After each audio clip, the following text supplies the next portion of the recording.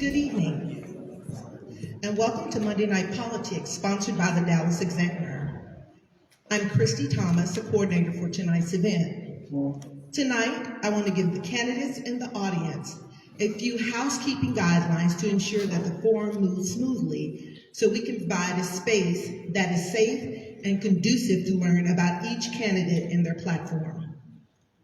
I will start with candidates.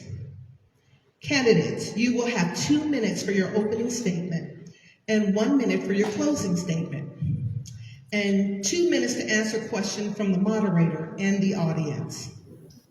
Our guest timekeeper tonight is Mr. Anthony Marshall. He will provide a placard to inform you of the time you have left to answer questions given. Candidates, this time should not be spent talking about how you will implement your plan and goal for the seat if you are elected. Your time should not be spent talking about your opponent and their shortfalls or issues. Please remain respectful throughout the forum and respect the space that has been donated to us for the purpose of educating our community on political candidates. Now to the audience. We're so thankful for your presence tonight. We ask that you formulate your question where it pertains to all candidates. You will be allowed 1 minute to ask your question, and only one question can be asked to allow time for others in the audience to ask questions. Again, please be respectful to prevent any interruptions that could cause us to run out of time and not hear from each candidate listed to speak tonight.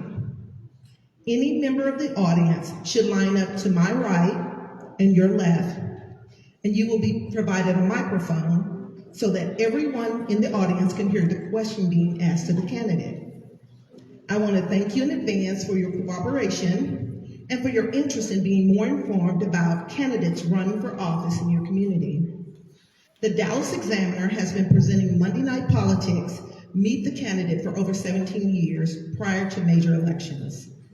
I want to stress that all candidates are invited through email invitation. These candidates are pulled from the official ballot provided by the state. The Dallas Examiner does not endorse candidates. We could not do this alone. Our sponsors are nonprofit organizations, 2 minutes to name, all the Black sororities and fraternities, the NAACP chapters, the Links, and the African American Museum. Our moderator tonight is Eric Wilson. He is no stranger to the political climate. His career in politics started when he was elected to the Dallas City Council in 2015, where he represented District 8. His tenure on the council included serving as Deputy Mayor Pro Tem. Wilson's educational background includes a bachelor's degree in finance from the University of Texas at Arlington and an MBA from Amerton University.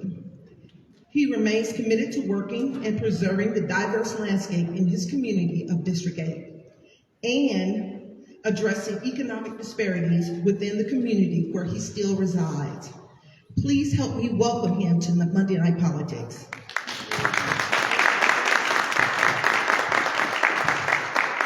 Lastly, please silence your phone, and video recording and taking pictures is prohibited for this event. The recording for tonight's forum will be on the website for the Dallas Examiner. On behalf of Molly Bell and the Dallas Examiner, we would like to thank you again for attending Monday Night Politics, Meet the Candidate. Good evening. Good evening. All right, that's what I like to see. All right, first of all, give yourself a round of applause for being here tonight. I know that many of you all have attended several different MLK celebration events this weekend, and thank you for being here tonight. There are over 1 million people in the city of Dallas, over 2.5 in Dallas County. You could have been anywhere. I appreciate you being here. I will understand if I look out in the audience and I see some guys and some ladies with their head down because they're trying to watch the game. I understand. Just hold your groans and moans at the right time. Make sure that you're not messing up a candidate because someone scored a touchdown or got an interception, all right? All right, so with that being said, the candidates, when you come, normally there's an X here. Here is the camera for your shiny face to see. So when you're presenting to the audience, again, for those who are not here at the beginning, if you need to use the restroom is to the right. And we will be here for the remainder of the Monday Night Politics as they are remodeling the auditorium. So when they finish, you will have good air circulation, good Wi-Fi connection. Are you not happy about that? All right, you remember before. All right. So before we begin, I just want to reiterate to the candidates, this is your time to talk about your campaign and who you are and why you should be elected. This is not the time to tell us why your opponent likes cornflakes and you don't. Okay, we don't care about that. Also for the audience, again, this is your opportunity to ask questions about the candidates. Again, let me just reiterate one more time because we have 3 more people. If you have a case before one of these judges, please do not ask them a question that pertains to that case because they will not be able to answer that. So I'm going to go ahead and help you out with that question. Ask a question that pertains to both candidates. And if you are either the candidate or the audience member gets to the point to where that you're directing questions to one candidate versus both, we will stop you in your questioning and ask you to ask both candidates those questions. And also be concise in those questions. All right? All hearts and minds clear? Clear. All right, let's get started. All right, as we move into the 282nd judicial race, we're reflecting on Dr. King's principle that injustice must be pursued, not merely promised. The 282nd Court handles major civil disputes, cases involving contracts, business conflicts, serious personal injury claims, financial accountability. These cases determine who is made whole and who bears responsibility when harm occurs. This race matters because civil courts decide whose rights are enforced and whose losses are recognized. Civic engagement in the election ensures that justice in Dallas is administered fairly, efficiently, and without favor, strengthening trust in the system that governs the economic and legal relations. With that, we call to the stage, or call to up front, our candidates, Genevieve. Good evening, I'm Jennifer Barry. Jennifer Barry, there we go. I practiced that too. All right, and Allison Grinter Allen, please step forward. Your first seat. Yeah. All right, and ladies, just so you know that this will go quickly in terms of asking you questions, so just be prepared to stay up there and answer the next question that comes to you. So with that being said, we'll begin with your opening statement. You have 2 minutes for your opening statement, and we'll begin with you, Ms. Berry.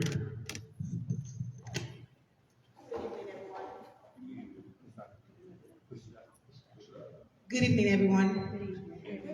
Happy MLK Day. My name is Jennifer Barry, and right now I'm a federal and state criminal defense attorney. I'm also a former prosecutor, and I was born in a little country on the west coast of Africa called Freetown, Sierra Leone. When I was 8 years old, my family and I came to the United States, and unfortunately, when I was 11, I witnessed the murder of my father. Having had all these well-rounded experiences, a former prosecutor who was tried over 70 cases to verdict as first chair, from criminal trespass all the way to murder, and also having handled thousands of criminal law cases, including capital murder, I am very well prepared for this role. I consider myself a very well-rounded candidate, having been a crime victim survivor, a former prosecutor, and now helping my clients as a federal and state criminal defense attorneys through the worst times of their lives. So my promise to the people of Dallas County is that I will administer justice in a fair, efficient, and just manner. I will move my cases in a way that allows us to come to a conclusion without jeopardizing justice for everyone. I do have several plans to implement to clear out the docket, and even if I don't rule in someone's favor, I promise to be just and fair and respect them as they leave my courtroom. Thank you, guys.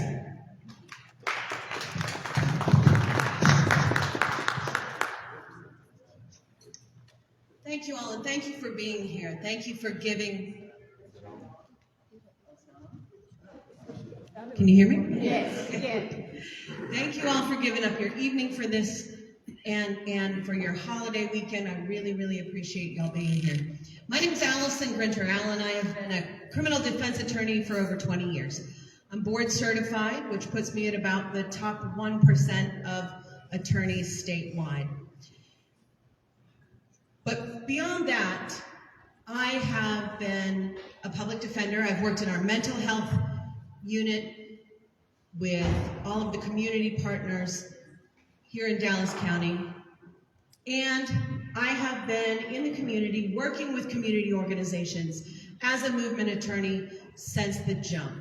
I have worked with the ACLU, the NAACP Legal Defense Fund, NGAN Legal Defense Fund, with the Texas Civil Rights Project on a number of different things that have really impacted the community.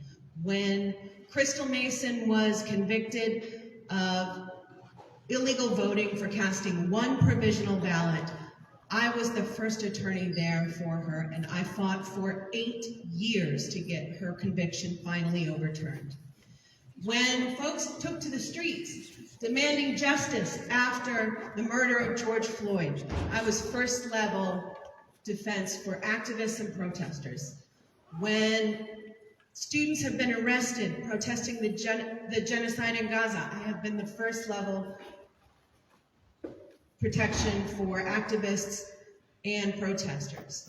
It has been really important to me to be a part of my community and to impact my community for the better.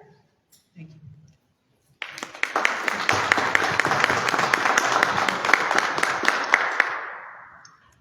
Thought you come quick. Comes quick. All right. So our first question. Caseload management affects access to justice. What authority does a family district judge have to structure hearing schedules to manage heavy caseloads? So probably a lot, but this is a criminal district bench. So small issue of correction there. The 282nd has, for better or worse, been run very efficiently for the past few years. The numbers in this particular court are really low, and that is largely because cases in this court have been pressed to trial within 90 days. Generally, those of us who practice felony law would consider that lightning speed. So as far as getting the docket together, there's not much cleanup to do. There's not a backlog in this court. However, it is important to manage a docket responsibly. And I believe that some of the new innovations, well, I say innovations, they've been doing them other places, but as the Dallas courts have adopted scheduling orders, I think they've been really helpful. And so setting a date certain for a trial to happen in every case, I think is one of the most responsible things we can do.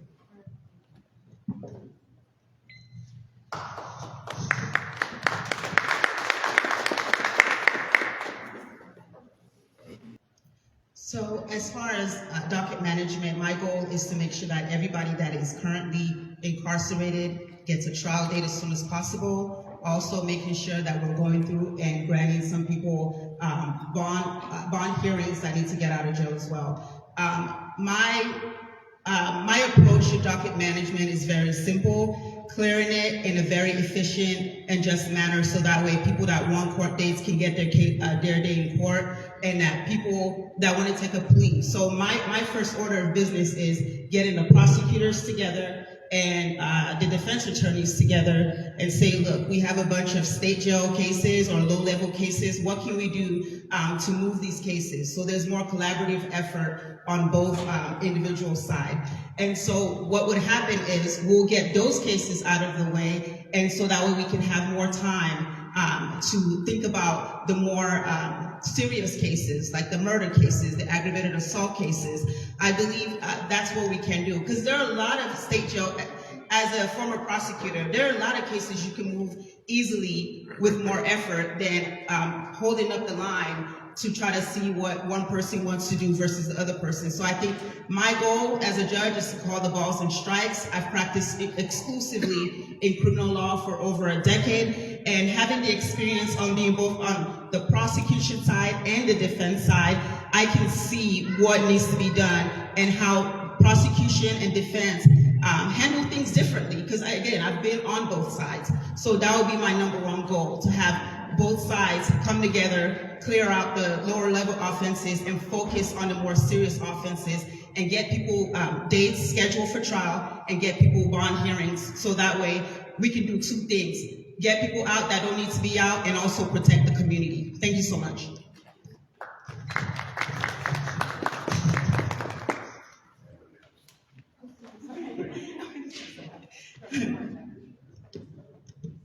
Thank you. Next question. How do you, what are your plans to engage the community, to inform them of your court, so that as they appear before you, that they're knowledgeable about who you are, not only as a judge, but how your court functions? All right, so my thing is transparency is huge, right? As a public servant, we're all servants first, and we have to remember that we are accountable to the public. So the first thing is, I would want to make sure that we have a social media page that everybody, every member of the community can go to and get all the information that they need to access that page. Also, I believe that courtrooms should be open and accessible to all. So when someone goes into court and, for instance, they don't know, most of the time, some defendants don't even know who their attorneys are, right? And that's basically being as a defense attorney, you have people wandering the hallway like, who's my attorney? So maybe having a database where people can go in and log in and see who's assigned to their case if they're an indigent client. I'm also on the indigent defense wheel. That means I take cases for individuals that are not otherwise able to afford legal services, and I'm very, very happy about that. In federal court and in courts around the DFW area. So that's my goal, is to have a clear, transparent site on socials. Also, when they come to court, they're welcome, they're seen, they're heard, they're respected, and if they need any guidance, a coordinator is there to say, hey, what's your name? This is your attorney, this is their phone number, this is their email address. So if you need to get in contact with them, you can do so. But it starts with having transparency and having a courtroom that is open, accessible, and friendly to the members of the public. Look, this is some of the worst times in people's lives. The last thing we want to do is exasperate it by not being open and helping. And my court and my promise to the people of Dallas County is I will do everything I can to make sure access to justice is freely open, and that people can come to court and take care of their business so they can go on with their lives, provide for their families, and get back on track. Thank you all so much.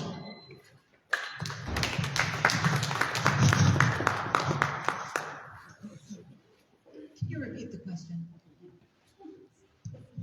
Yes. What will you do to engage the community, to let them know how your court functions, and for them to get to know you as a judge? So I'm going to push back a little gently on the idea that social media is a really good thing for criminal courts. Most of the people who are in front of a judge are presumed innocent. And although our courts are open and we do have a law in Texas that anyone can come into and view our courts, too much, it does invade a little bit into the privacy. And I think everybody has seen those websites where people have mugshots that are displayed and that just haunts them forever. I think that we can be accessible without making a permanent digital record that will haunt people who are later found not to be guilty or guilty of something much lesser.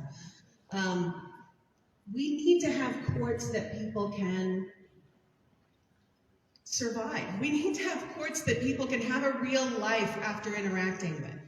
And so, although we definitely do want to have an open courthouse where people feel comfortable coming in, discussing, I mean, obviously there's already a website that tells you where your attorney is. I mean, but the courthouse does need to be friendly and accessible to people and help people get what they need. And even something so simple as wayfinding or having somebody able to answer questions at the entry floor would make our courthouse a lot more accessible. But as to learning about me and the jurisdiction of the court, I will continue to be in the community, just as I have been for the 20 years that I've been privileged to practice law and working in the community.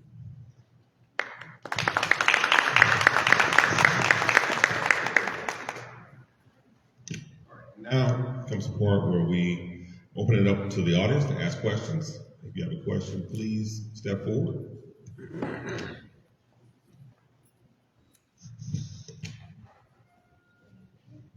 Hello, can you hear me? Thank you both for answering all those questions. I have a question for you both. Has the Dallas County Judiciary certified you to accept court appointments in each and every type of case that could come in front of your court?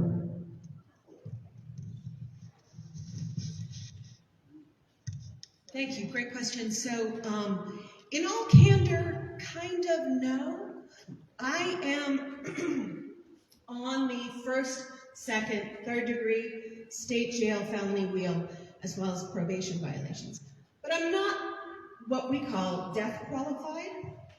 In order to take a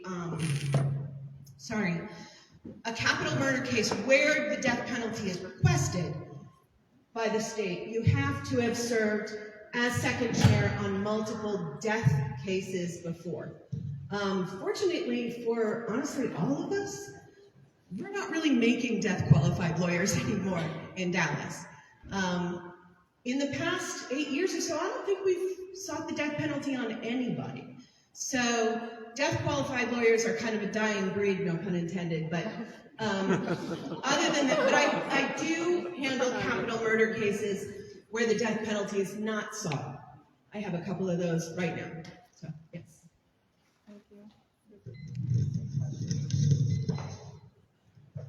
Yes, currently I am not on the death penalty wheel. I believe I am on second, third, and probation violations. And in Rockwall, I am on second, third, probation, and because I was not trying to be on the first degree cases. I think that's the question. No, and I'm not death certified either.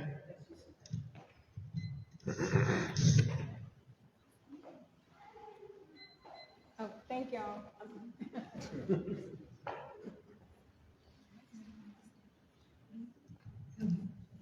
Hi. This is a question for both of you, and I would like you to tell us how you counsel your clients about the long-term impacts of plea bargains.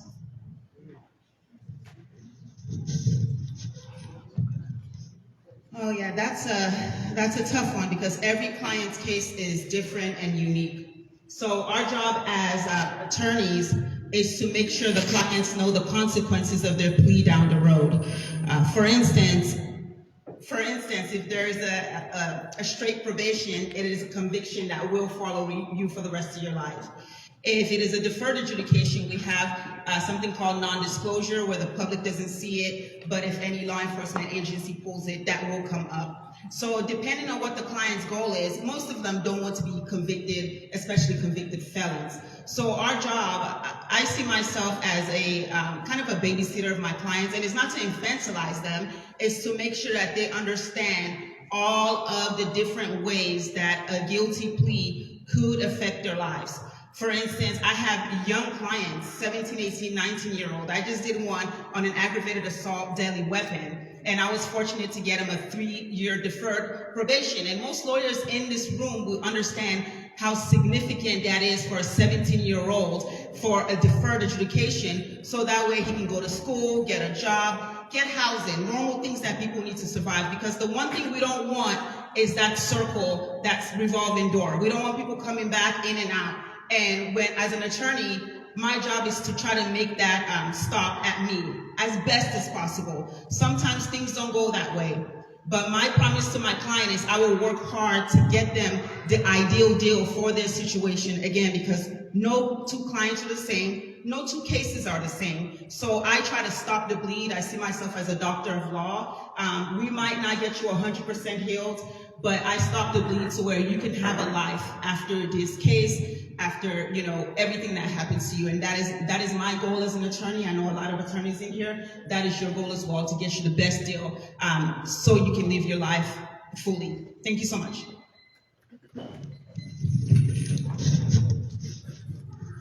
Thank you. And yes, a fantastic question. So part of the collateral consequences of taking a plea bargain is that you kind of have to look into the future, and you have to know the types of problems and the types of questions that that person may not have right now, but might have in the future. For instance, if your client is a phlebotomist, well, maybe he's going to try to become a nurse at some point. In that case, we need to really talk about the problems with a drug conviction, being able to stop you from getting a license. Maybe your client is not a citizen. And Lord help me in those kind of situations. And they're coming up more and more and more, where we have to take into consideration an entire other field of law, of immigration law, that's, by the way, still changing, and the government's not even following the rules on. So it can be really, really difficult. And one of the major problems with these collateral consequences are your client, if they're incarcerated, just is not able to see past the bars. I mean, people take plea bargains in order to get out of jail. And that makes a lot of our plea bargaining kind of compelled. I mean, there's a real compulsion to incarceration that makes unjust outcomes a lot of times, because people will take a deal in order to get out. So I can't make people's choices for them, and of course it's my job to pass along the offer. However, I try to look into the future and talk about a lot of the things that might be a problem with plea bargains, including findings of family violence, guns, if they want to go into peace officers, if you have bar on gun ownership, it's not going to work. There's so much, and you really just have to get to know your client.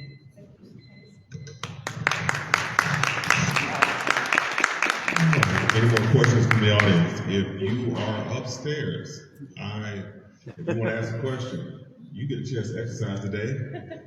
Coming down the steps to ask your question. All right. Ladies, thank y'all for being here. Question: How many first degree felony, first chair felony cases have you been lead on?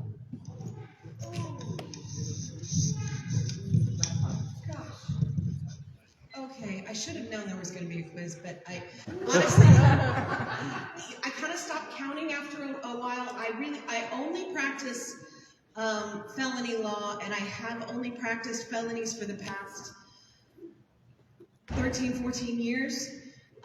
So it's been a lot. I know that I had to prove up at least, I think, 12 or 15 in order to become board certified, and that was a good 10 years ago, plus appeals. In the past year, I've handled 4 in the past 12 months, like in 2025. But I regularly go to trial.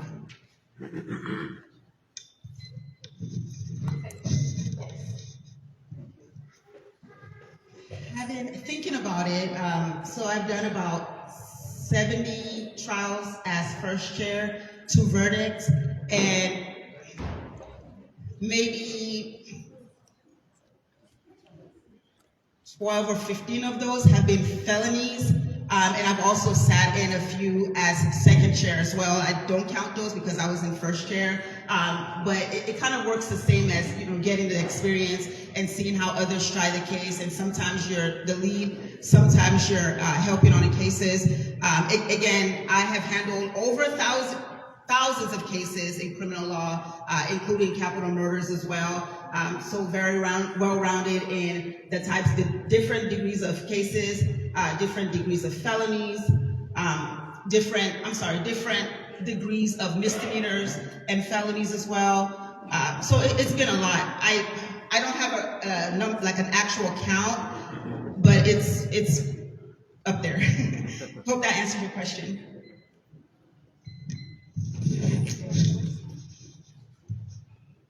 Good evening, ladies. I just had a question for both of you because the reality is, we're talking about criminal justice system, but it's really a criminal injustice system. It's broken. It has never worked for the people in this room that look like us in this room. And so I want to bring it back to the reality that a lot of the folks that are sitting in this room right now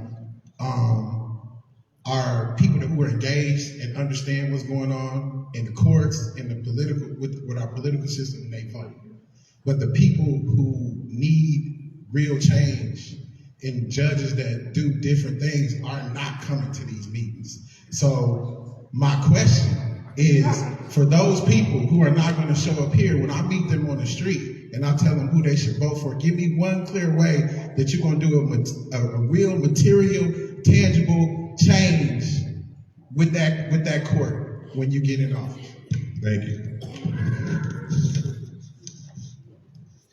Well, my first tangible change is, so let me just say, as a criminal defense attorney, you really have to struggle between getting your clients the resolution they need and working against, a court's time, a court's docket. And so one of the things I want to implement with the county, and again, I don't want to make promises and not know the reality of those promises. So I'll say this with a caveat. One of the things I want to implement are nights and weekend courts for clients that are not able to come in during the regular day. So we don't have people trying to decide between getting their case situated and having a chance of getting a warrant versus providing for their families. I think that's a very, very hard and difficult thing to have someone make that decision. Right? So again, I'm very client focused, where I can have my client get their cases resolved without the threat of a warrant. I want to do that at all costs, and that is one of the programs that I'm willing to implement, right? We say, okay, you can't be here at 11 a.m. because you have a boss that just does not understand. Let's try to do night and weekend courts. And of course, I have to clear that with the commissioner, with the county. So I'm saying this with a caveat that I will fight to try to get a program like that implemented. That is a real concrete way to help people going through the worst times of their lives. And we don't, as a court, we don't want to feel like we're forgetting about people, right? At the end of the day, you see case numbers. I want to be able to see the people and their families behind those case numbers. And implementing a program like that, a concrete program like that, will be a way to say, all right, let's get you in here, deal with your case, and make sure that you don't lose the job that's feeding your family and housing them. Thank y'all so much.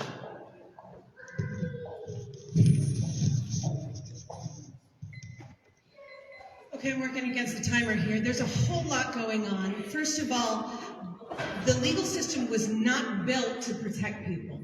And to use the laws in order to protect actual people takes some creative problem solving. First things first, the judges upstairs, and here I'm talking about the felony court judges, need to understand, and I will understand and remember, that the laws still apply. That the laws against unreasonable search and seizure, that's not just for misdemeanors, that's for felonies too. Regardless of how serious something is, if the police obtain it illegally, it is out. And that is following the law to protect people. Second of all, the presumption of innocence just doesn't make a difference if you can't get out of jail. Pretrial incarceration is incredibly coercive and should only be used when there's a real threat of safety or danger, or when people have disregarded the court's jurisdiction consistently. The presumption of innocence is the foundation of our court, and we cannot let the jailing of people that makes things a lot more efficient to push plea deals along. We cannot let that happen. If we want folks to only have convictions when they're guilty. Conviction integrity applies to the small cases, not just the DNA murders. It applies to everyone. And if your child was in trouble, you would want them to be able to have a real fighting chance and a real chance at the presumption of innocence, and that's what I will definitely do.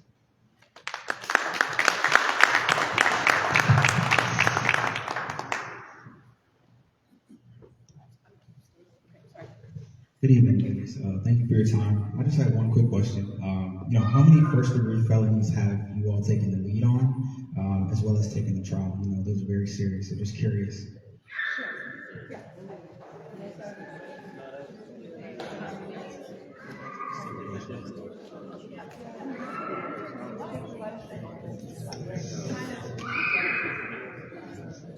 Okay, first-degree felonies are usually the ones that go to trial in felony court, so it's going to be most of them. I have taken a few that are not first-degree to trial because there have been serious issues with it. In fact, I did a delivery of fentanyl causing death, which is only a third degree, but obviously there was, now it's a murder since the legislature, but when the offense day. Anyway, sorry. Most of my trials have been first degrees because those are the ones that really go. When a person doesn't have any real set of reasonable choices, a case just has to go to trial. So like generally with your sex assaults and death cases, those are the ones that are going to go.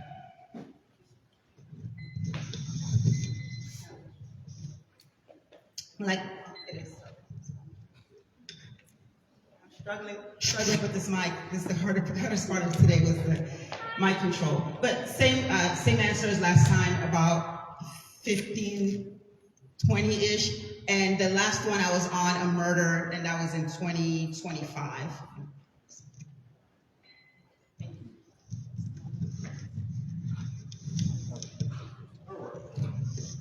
All right, time flies when you're having fun. So we are at the portion where we will give our candidates their 2-minute closing as they're preparing their thoughts. 1 minute, correction, 1 minute closing. Again, for those that are watching, those that are here, you'll be able to see tonight's forum on tomorrow. You go to DallasExaminer.com, you'll be able to see tonight's forum. And with that, we'll give you your 1 minute closing. All right, thank you all. Yes, absolutely. My website is Geneba, JENEBA, FOR282ND.com, Geneba for 22nd. Again, I am so happy to be here. My name is Geneba Barry. I am running to be your next judge of the 282nd Judicial District Court. I am a former prosecutor. I am a federal and state criminal defense attorney, and I'm also a crime victim survivor. That gives me a very unique perspective into the criminal justice system. I will be a judge that's fair, just, and I will be efficient in moving cases and making sure even if I do not rule in someone's favor, when they leave my courtroom, they feel seen, they feel heard, and they are respected. And that is the judge that we need in the 282nd Judicial District Court. So I humbly ask for you guys to research me and look me up, and I look forward to your support. Thank you so much.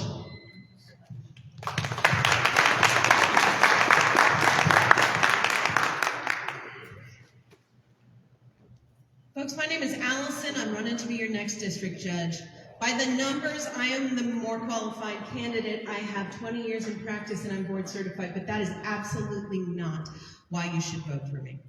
You should vote for me because you're looking around, you're living on Earth 1, you're seeing that it's getting really scary. And the questions and the issues that judges are going to have to handle coming up could be kind of unprecedented. And I'm running because I have a track record of values and delivering for the communities and pushing back against politicized uses of the judicial system and the courts and the police. Website? I am AGA4J.com, Allison Brinter, Allen for Judge.com, AGA4J. But I have been involved with police oversight, with pushing back on overreaches by the police and the judges, and it's values that are going to make the difference. Thank you. Thank you, ladies.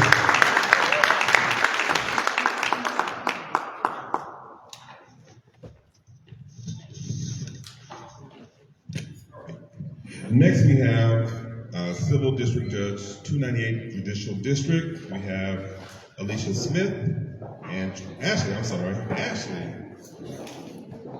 What kind of correction tonight? Ashley Smith and Tracy Shelby.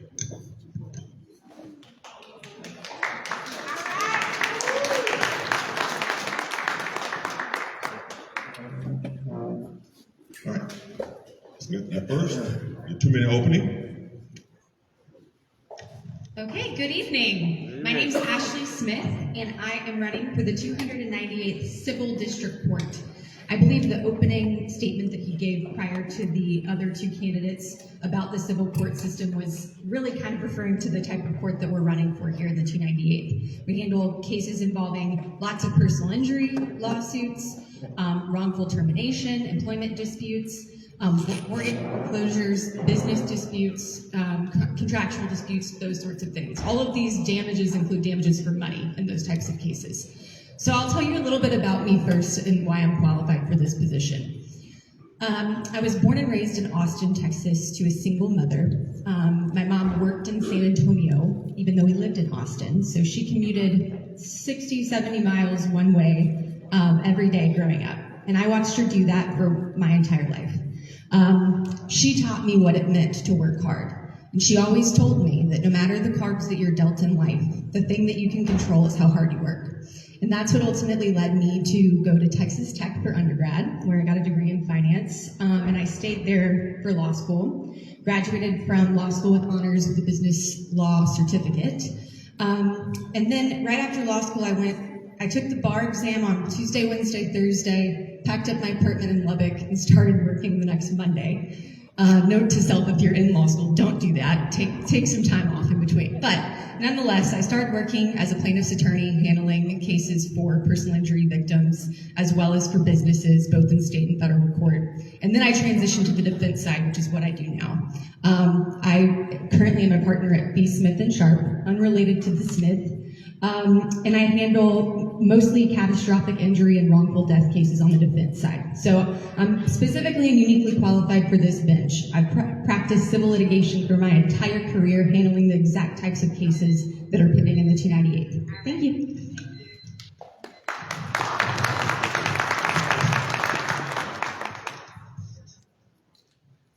Good evening. I am Tracy Shelby Williams, and I'm running for the 298th Civil District Court. A little bit about myself. I'm originally from Pine Bluff, Arkansas, a little small country town where it was known for factories. My mother gave me three choices: attorney, doctor, teacher. I chose attorney because I argued for myself, my brother, and my community. I went to undergrad in University of Arkansas Little Rock, and then I went to law school in Houston at Thurgood Marshall School of Law. That wasn't enough for me. My mother always told me, dream out the box, keep dreaming. So I went to Georgetown in DC and got my master's in law in securities and financial regulations. That wasn't enough for me. My mother always taught me, keep working harder. I clerked for 2 federal judges in Philadelphia. After my clerkships, I went and worked for a nonprofit. That's when my community work started. That's when I knew my call was to the community. So while working for a nonprofit, the owner of it told me she believed in me, I was smart, I had more to do. So I went off to MBA school. I went to Tufts School of Business at Dartmouth College, got an MBA in finance and real estate. And I worked on years for Wall Street taking real estate private equity from public to private. So with all of that experience, 26 years of experience, my financial background, I'm bringing that to the 298 Civil District Court. I am the candidate who would come ready and prepared to handle all type of cases, including complex litigation. Thank you.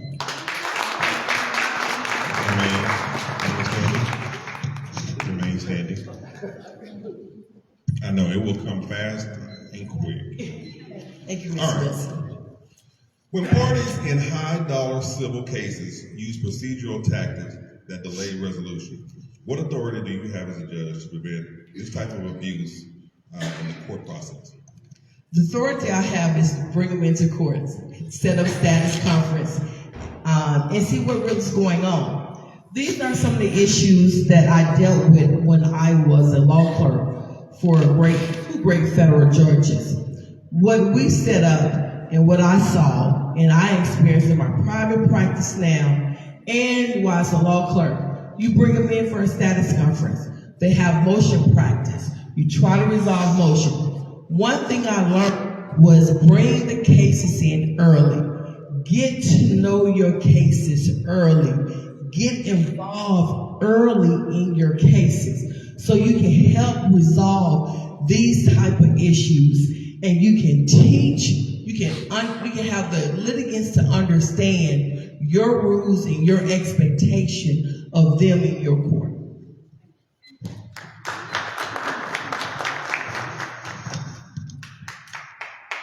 Thank you for that question. That's a great question. And I think that this is a specific thing that this particular court can benefit from, not just for future cases, but for cases that already exist. The biggest, I think, cause for delay in civil litigation cases are discovery disputes. 90% of the motions that get filed and that get heard in those courts have to deal with discovery disputes. I've seen it work very well in other counties, and even in Dallas County, some of the courts there have a standing weekly discovery docket, where it's a time that's carved out every single week. For example, Tuesday from 1 to 3. If you file your motion by the Wednesday before, you can have your motion heard that following Tuesday. Having that kind of accountability in my courtroom, setting the precedent that if a motion gets filed, not only is it going to get heard the next week, but you're going to get a ruling the next week, helps stave off those attempts at delaying justice for clients. So I think establishing court procedures, and not only establishing them, but putting them in place and following them. Another criticism, like I said, is not just having the ability to be heard, but making a ruling and making it quick. That is something that I've observed from courts that do it well, and that's something that I intend to do, is make rulings, make them quick, so that I am not the cause for delay for any sort of case.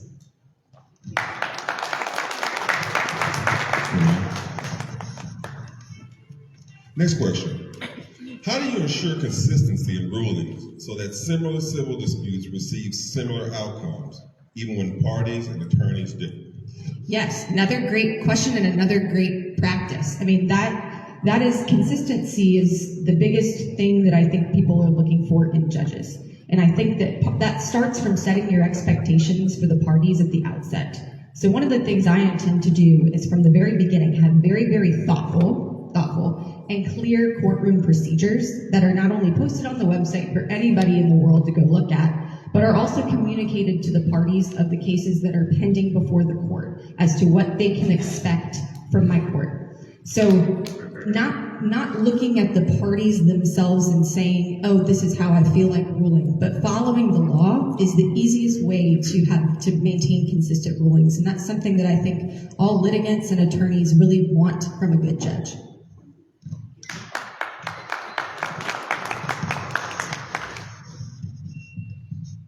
Thank you. As I stated before, in my court, I would get involved in the cases early. Soon as the case is filed, the answer is filed, I would have an initial conference with my litigants because I want to understand the case. And when they come to my court, then they will know my court rules, procedures, and rules to keep the consistency. Each ruling is not going to be the same because the facts are different. But as long as I'm following the law, my procedures are kept. I follow my procedure. How I process the case will stay consistent. The law will stay consistent unless the law changes, but my ruling will be based off the law, will be based off the facts.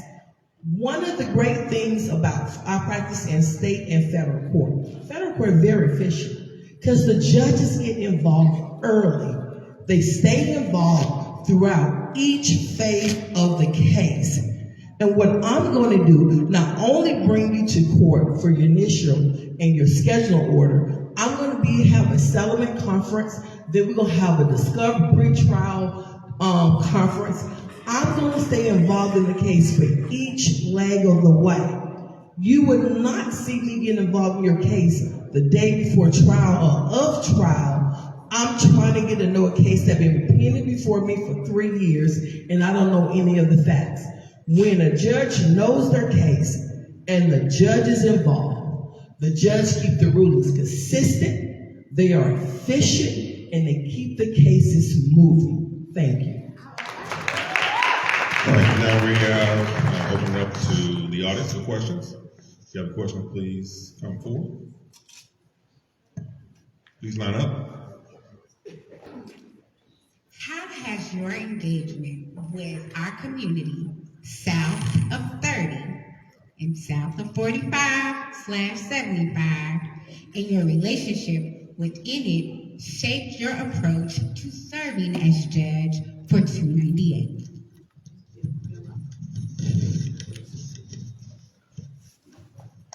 That's a great question. That is why I'm running. When I came to Dallas from New York City in 2010 and 11, I was doing real estate private equity. The community was being attacked by Savior Home Company that was stealing the homes. I walked away from private equity to do the people's work. I put finance and money behind me and put our community first. How I've been involved? I've been present. I sit on nonprofit boards, the People Servant. I sit on the Dodd Education Board. I get involved through my churches. I am the attorney that they say, if you need an attorney at 12 o'clock at night, call her. I am the one. I got a call a couple nights ago at 12 o'clock. I got out of my bed and went and handled a community issue.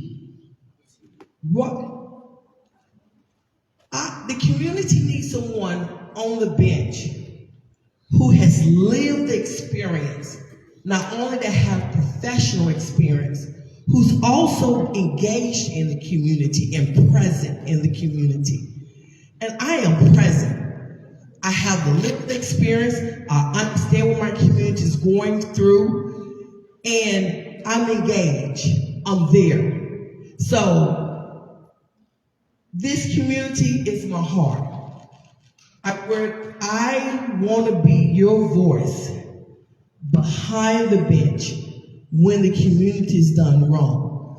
I want to kick and scream for you.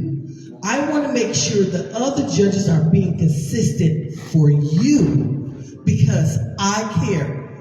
I tell people I'm of the community, by the community, and each day I'm working hard to continue to protect you in the community.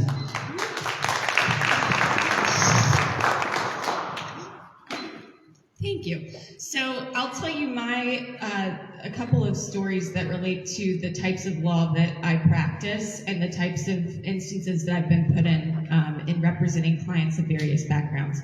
The biggest thing that I've done that I think is part and parcel with service as well as, which really indicates where my heart is as well as where my talents are. Many of the judges that are currently sitting in Dallas County have hand-selected me to serve as a guardian ad litem over minors.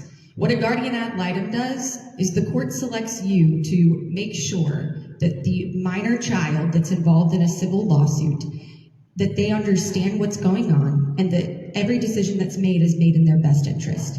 That involves meeting with these children, meeting with their families, and making sure that the attorneys that are representing the children acted in their best interests. And we've had many occasions where that maybe wasn't the case, where I felt in my experience that the attorney didn't do their job in fully and adequately representing that minor. And so I went before the judge and asked them to reconsider a settlement for them. And ultimately the minors ended up getting more money and ended up getting more justice. And that's just an example of when courts have put me in that position. And that's, you know, my talents and what I've discovered my gifts are in the law. And I think that now more than ever, when our judiciary, the independence of our judiciary is being challenged, that's the reason why I'm doing this. So again, I ask you to vote for me, the 298.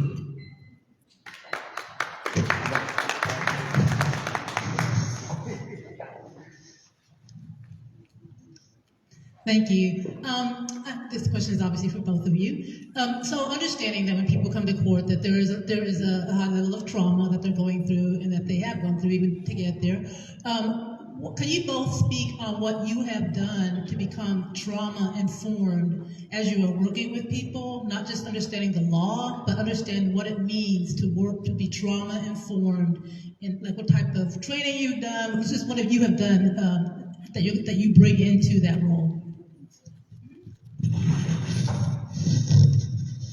So in these particular cases that are, you know, get seen before the 298, again, they're civil suits, but that certainly doesn't mean that people that are involved in accidents, that are involved in wrongful death cases are not experiencing trauma. So I won't say that I have had any formal training, because I have not, but I think the lived experience of being both a plaintiff's lawyer and a defense lawyer, both representing people that have had trauma and been in traumatic situations, as well as being the attorney that's forced to cross-examine those people about what would be the most traumatic day of their life, has given me the lived experience of being able to recognize it and treat those people regardless of what happened with dignity and respect.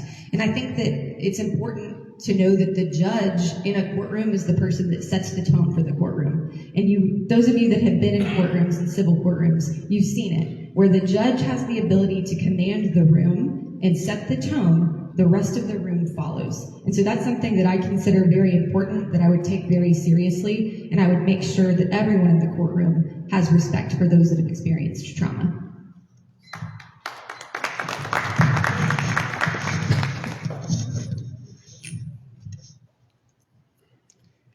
I haven't had any direct training, but through my engagements in my nonprofits, we have had courses of mental health, courses of child abuse, courses of growing up in a harsh verbal environment.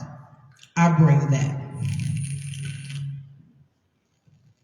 I also do turning guardian lighting cases. In one particular case that I was appointed to, the child was in a real bad car accident.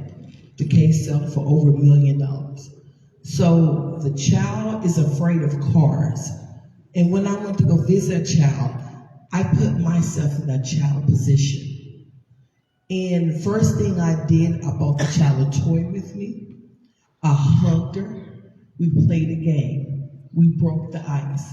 So when I'm sitting on the bench, I'm going to bring what I call my lived experience. Because I know what trauma is. I know how it feels to live in trauma. And anybody that comes into my court that has endured trauma, I want them to know this is a safe place. The judge is here to want to make sure they receive fairness, to make sure they're protected, to make sure that the law is enforced. And all the things I've been doing in the community and on my nonprofit boards, I'm going to bring that in. I'm going to make sure that that particular victim or the litigant who has trauma is safe in my court. Thank you.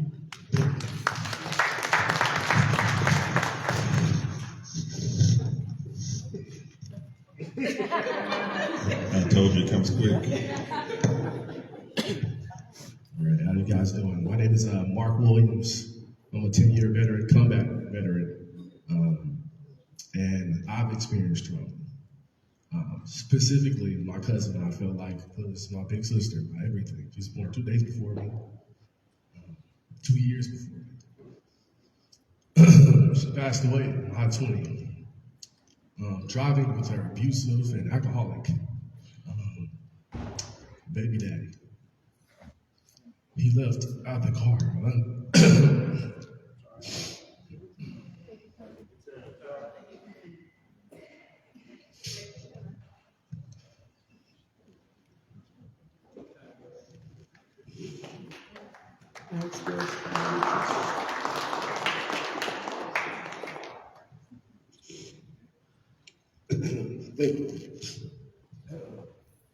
See, this is why I gotta write it down and read. Obviously, it's a traumatic situation for me. Just to explain, but she passed away 4 years ago now, coming up in February. And like I said, the baby father left out of the situation unscathed, but the rest of our family distraught. Right, as you move towards your question.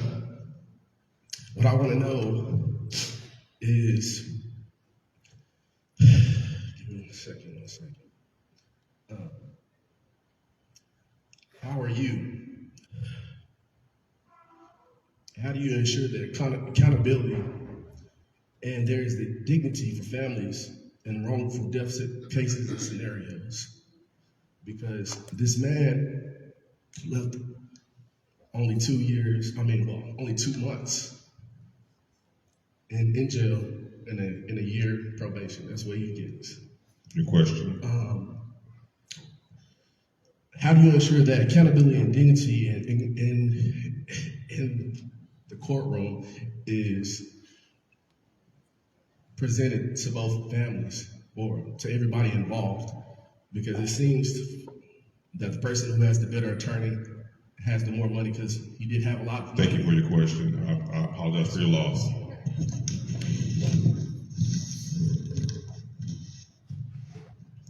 Thank you. I apologize for your loss. You touched my heart.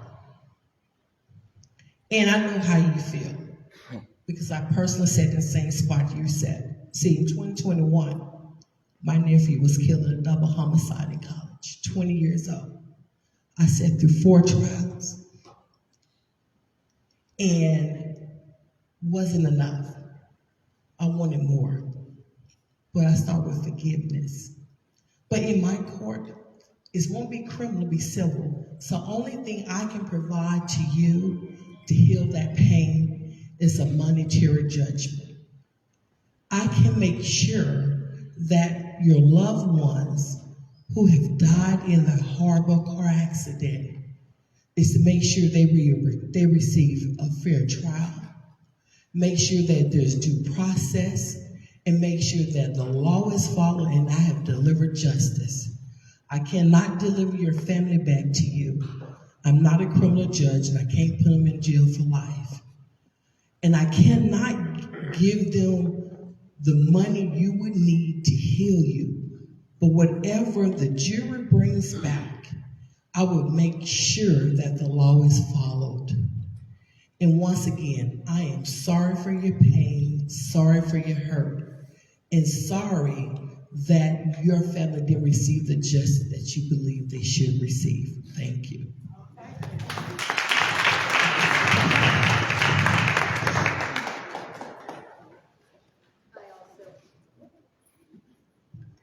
I also want to express my condolences to you and to your family.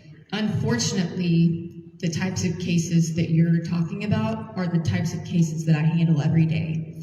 And these are not fun cases to handle no matter what side you're on.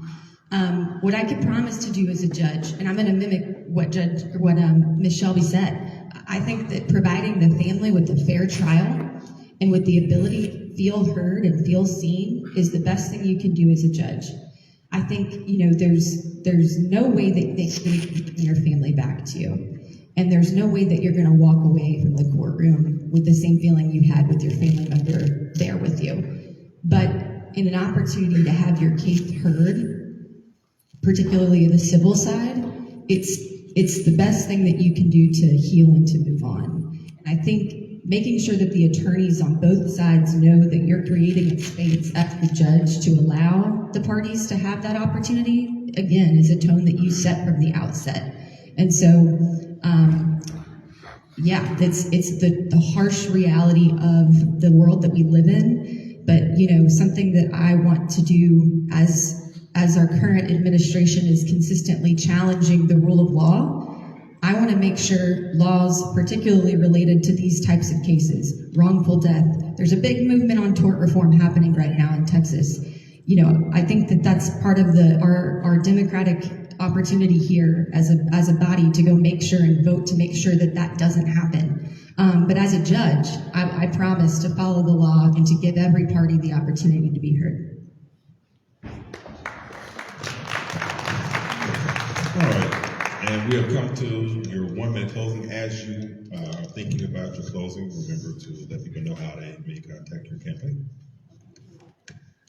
Okay, so I'll start by saying my website is ashleysmithforjudge.com, ASHLEY, smithforjudge.com.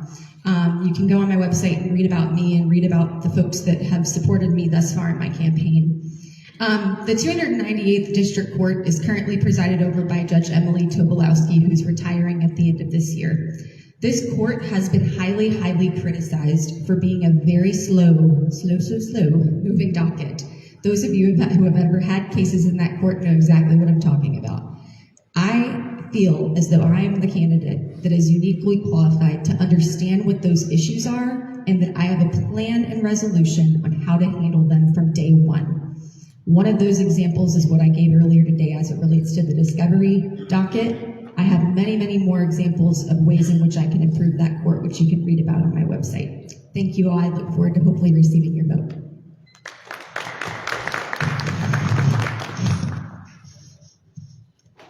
Thank you. My website is TracyShelbyForJudge.com. Once again, I am Tracy Shelby Williams. I'm running for the 298th Civil District Court. Not only am I going to bring my 26 years of experience, my finance experience to the court, more importantly, I'm going to bring what I call my lived experience, my long-term community engagement experience to the court. This court needs a voice. It needs a voice that cares. It needs someone up there that shows up for the community. I'm not worried about the business litigation of big cases. They can afford the $1,000 hour attorney. I'm worried about you. You need a voice. I am that voice. Once again, Tracy Shelby for Judge. As I always said, I'm of the community, by the community, working hard every day for you in the community. Thank you. Thank you, ladies.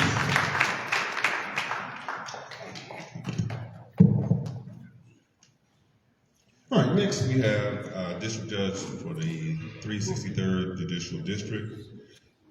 And I know I'm going to struggle with this next name. So I'm going to ask for forgiveness now. Idris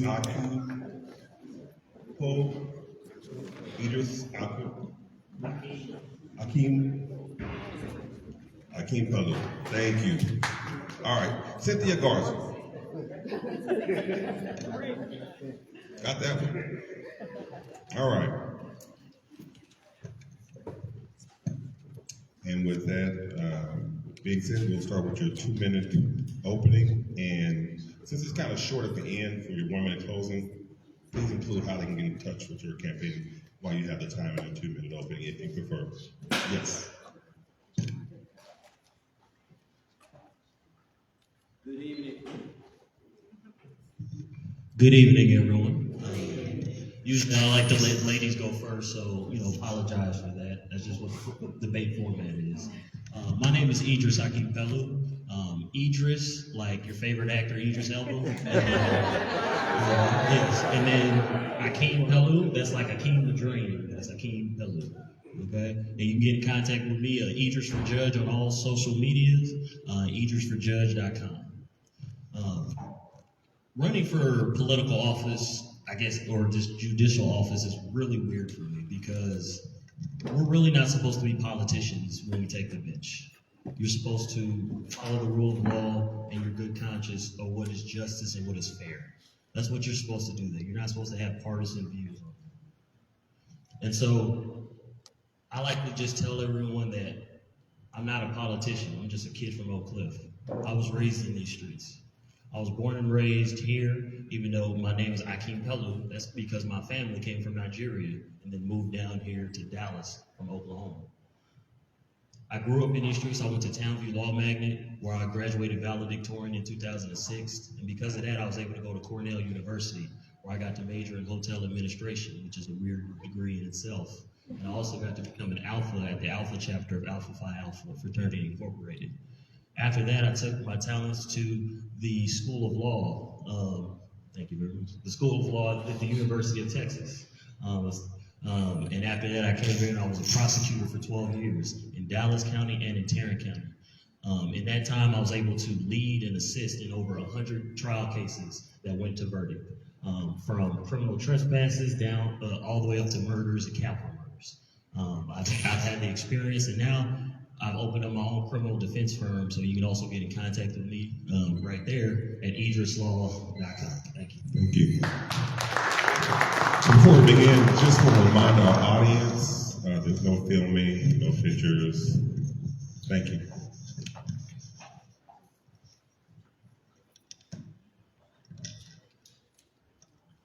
Hello, yes, hello. My name is Cynthia Garza. I am running for the 363rd Judicial District Court. How you can get in touch with me is my website, www.cynthiagarzaforjudge.com. I'm also on Facebook and I'm on Instagram. You can find me there for the Cynthia Garza for Judge page. A little bit about myself. I'm a boy mom. I have 2 boys who I'm raising here in Dallas. I was born in the Valley, Rio Grande Valley. My parents are both Mexican immigrants. I am first-generation American. I was raised in Houston, and I came up to Dallas for college back in 1998, and I've been here since then.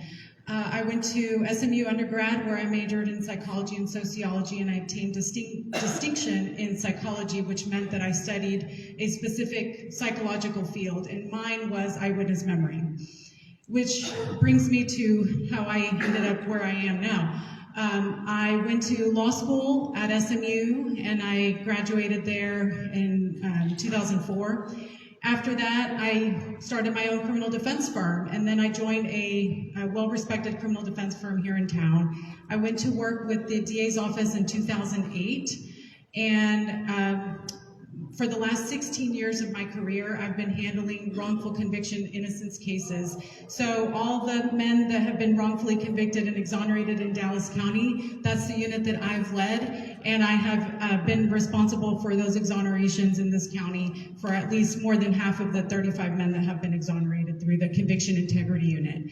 Eyewitness memory in my psychology background, that really brought me to understand the cases that came before me in conviction integrity. And so I hope to learn more about you all as well. I know some of you, and I hope to know all of you, and I hope to earn your vote. All right, thank you. First question remains. Stand it, please. I told you it comes quick. I know. All right, this court includes specialized felony DWI and treatment-focused dockets. What is the legal purpose of these courts, and how do they fit within the Texas law governing felony prosecution and sentencing? So yes, this court does have a specialty court. It is a DWI court, and essentially it's a restorative justice idea.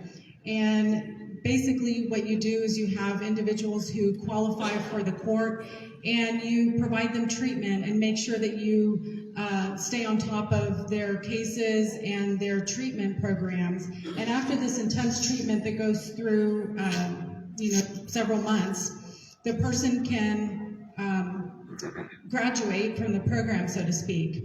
And essentially, this is part and parcel to our restorative justice ideas. You know, we don't need people to just be in this revolving door. If they can have treatment and get better and overcome their substance use disorders or their alcohol disorders, then that's what needs to happen.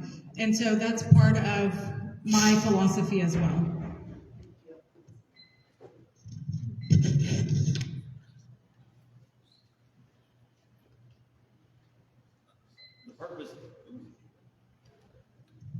The purpose of the diversity courts is to make sure that people have a second chance, so that people have, the ability to make a mistake and still have their life back. That's the whole purpose of any kind of court, diversion court like that. Texas law allows that, and it also allows judges to create more of those. One of the diversity courts that I want to create is something that no one has ever done, because violent offenders usually are the most overlooked. And we know, like growing up in the environments that we grew up in, people make mistakes. And people need a second chance when it comes to like violent offenses as well as non-violent offenses. With DWIs and any kind of drug abuse, these courts are to make sure that people go to rehab, that they are given tools and resources to kick their addiction. And I believe that these are diversion courts, and they're all about rehab. And rehab is definitely what we need to do. We need to be a rehabilitative county, which we definitely are. This is what Dallas County is. We're not like all the other counties around us who just throw people away. We want to make sure that people have the resources to be the best and most productive citizens that they can be.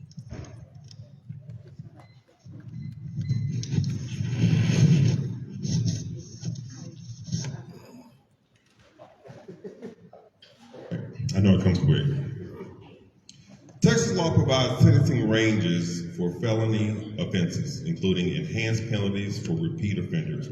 How do you apply judicial discretion within those ranges to ensure consistency and proportionality?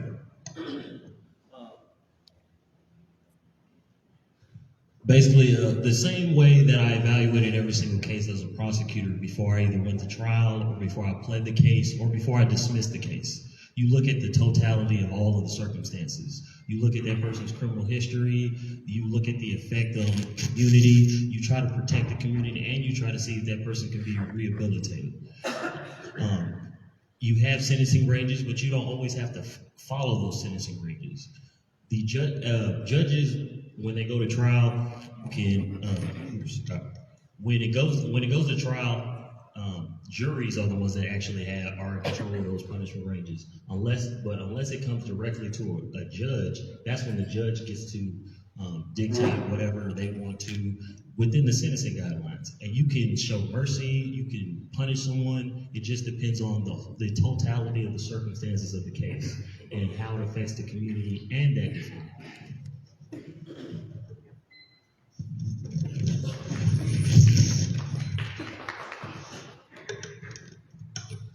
So the punishment ranges are set out by statute. A judge has to follow the law as it's set out in the statute. Sometimes the judge gets judicial discretion.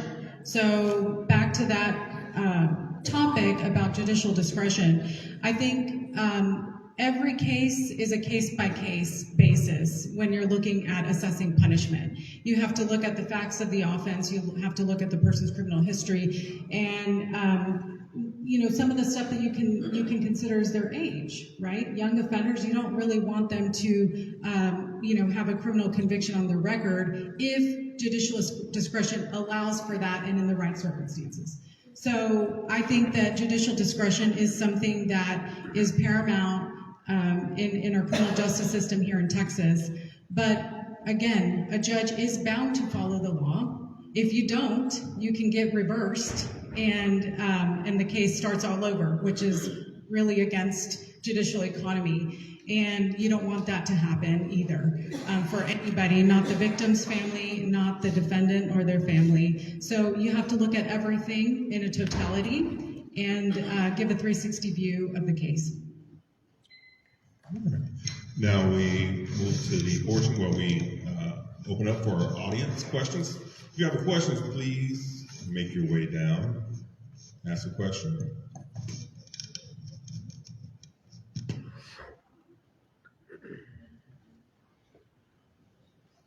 Don't everybody rush at once. One question? A question?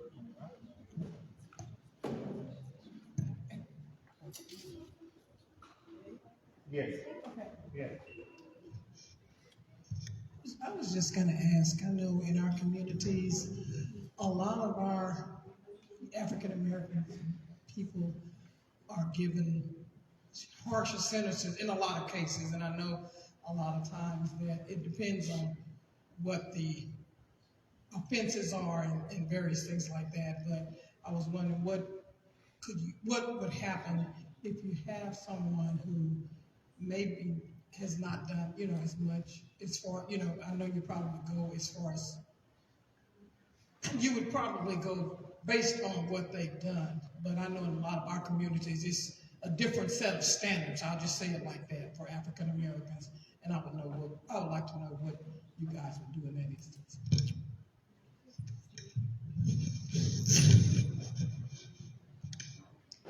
Yes, ma'am, I hear what you're saying, and our African American communities, or Hispanic communities, or communities of color have had instances and lots of experience in disparate treatment.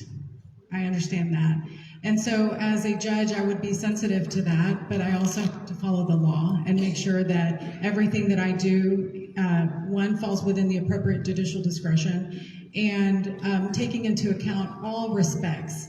And so I am very sensitive to that, ma'am. I know what you're asking, and the best that I can tell you is I would follow the law and give the most appropriate judicial discretion in handling those cases as a judge, ma'am.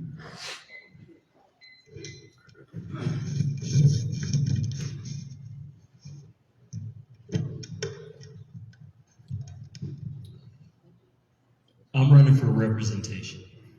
Currently, the only black male judge that's at Dallas County is going to retire, so there will be none.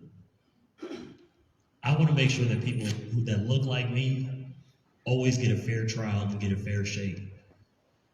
That even compared to their white counterparts or their Hispanic counterparts or their Asian counterparts, that everybody who comes in my court has a fair day in trial, has a fair hearing, whether you're a victim, whether you're a defendant. Fairness is what I care about. I want to make sure that everyone's loved ones feel protected. So when you come in my court, I want to make sure that everyone knows that everyone's going to be fair. And growing up in this city as a black male, I've experienced a lot of those things. And 70% of the people in the jail look like me. I want to make sure that they're given their fair day. Thank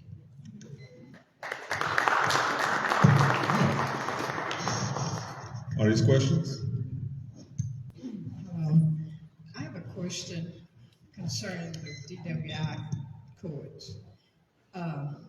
Why you all don't have the mechanism of a person who has a habit of history of DWIs?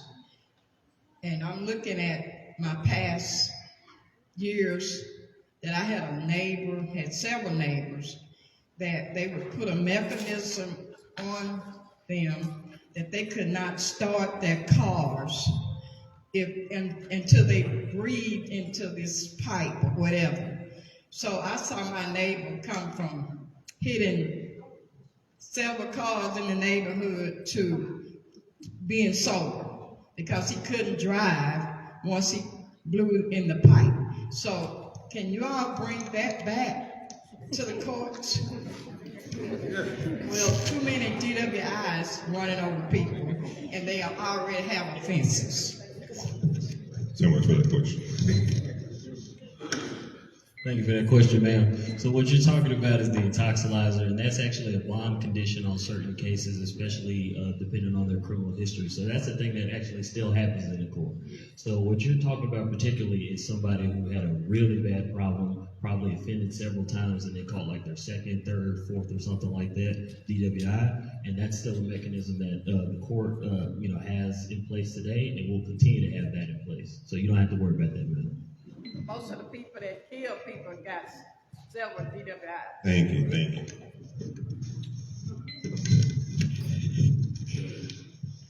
Ma'am. Yes, that's the interlock device, ma'am, that goes on a car, and those are conditions of a bond. And when a person comes before this particular court, it's already like their third or more offense for DWI, because your first and your second, you're still a misdemeanor. So yes, these are people in the DWI program that have a problem, but it is about restoring them and bringing a solution to them, because a lot of times what happens is it's a cycle. If they don't get the treatment that they need, they're going to continue to offend.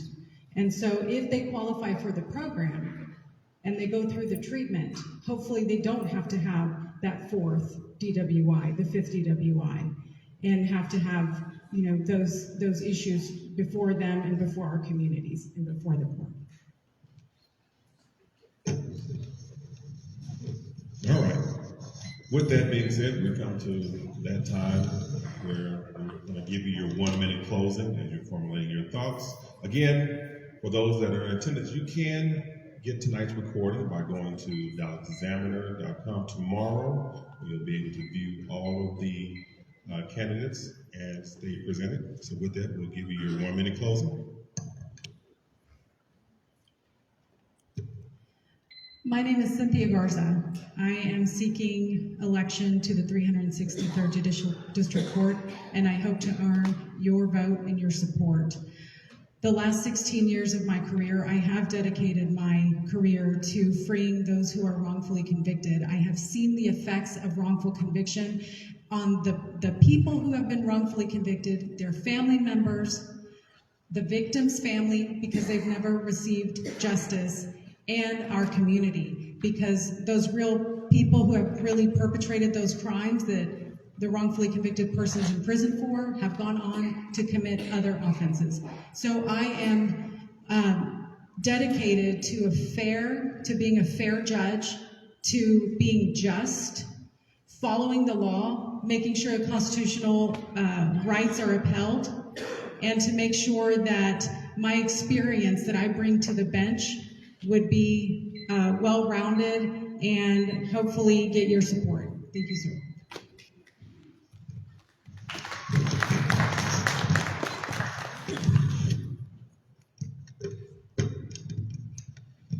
Thank you for this opportunity for you guys to get to know me, you guys and gals to get to know me. I already mentioned my website, idrisforjudge.com. I invite you to learn more about me. If you have any questions, I'm always free and not hard to find. I have the experience for this trial, for this judicial race, for this seat, for this bench. I have over 100 trials that I've participated in. I have been a pillar in the community. I grew up in this community. I grew up in Dallas County. Dallas County is my home and has always been my home. It's what I want to protect with the passion and with the talents that I've acquired. I want to make sure that we are represented, every person that looks like me. I want to make sure that you have your fair day in court and that your loved ones are protected. I have a lot of experience in this case, and I feel like I'm uniquely qualified to be the judge of the 363rd District Court, and I hope to earn your vote. And if you need to learn any more about me, like I said, my website is idrisforjudge.com. Thank you. All right, keeping it moving. Now time for our Criminal District Judge Court number 1. We have Stephanie Hudson and Lisa Roche Pope. Now we're ready for your 2-minute opening. Ms. Hudson.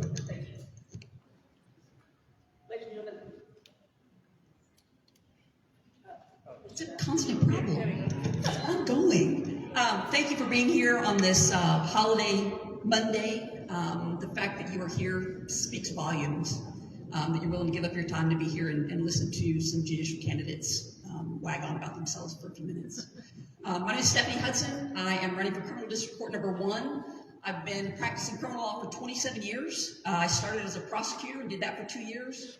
And for the last 25 years, I've run my own practice, practicing primarily felony criminal defense. I have tried over 100 cases, felony cases. I want to make that distinction. Not criminal trespass cases, but over 100 felony cases to trial as lead. I've run my law practice for the last 25 years without the benefit of any kind of support staff, which means that I get up and I do it. I get up at 4 in the morning and I do the administrative stuff. And then I go to court, spend the day in court, and then I come back and do more administrative stuff in the afternoon. Why I tell you that is because that means I know how to officially run a docket. It means I know how to show up, I know how to work hard, and that's what I'm committed to doing. The public perception of the judiciary in Dallas County is not good because there are some judges who have the reputation of not showing up. I will promise to show up on time every single day, stay until the work of the day is done, and make sure that it's done efficiently, fairly, transparently. Because that's what we need for felony judges, for district court judges, for all judges in Dallas County.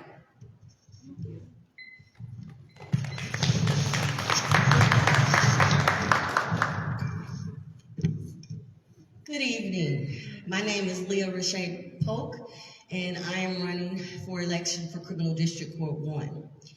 I am a lifetime Democrat, born and raised in Oak Cliff.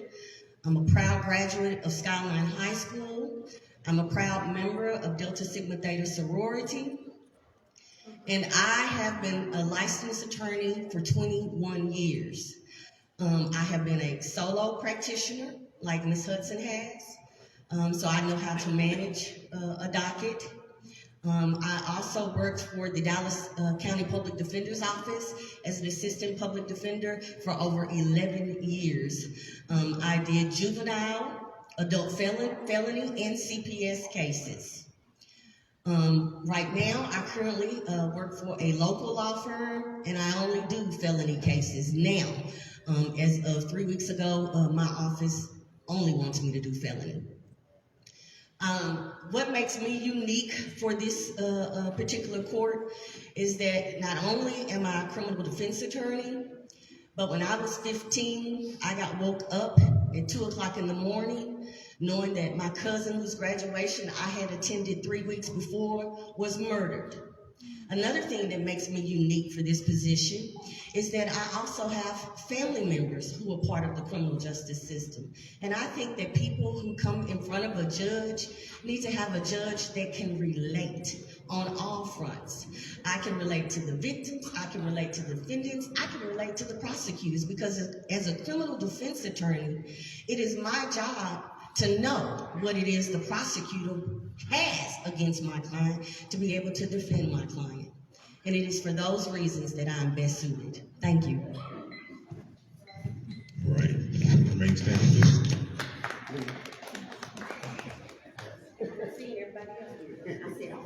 I know, but it's only 2. It comes quick. It comes real quick. First question. What indicators do you rely on to determine whether a felony case is genuinely trial ready versus being set prematurely?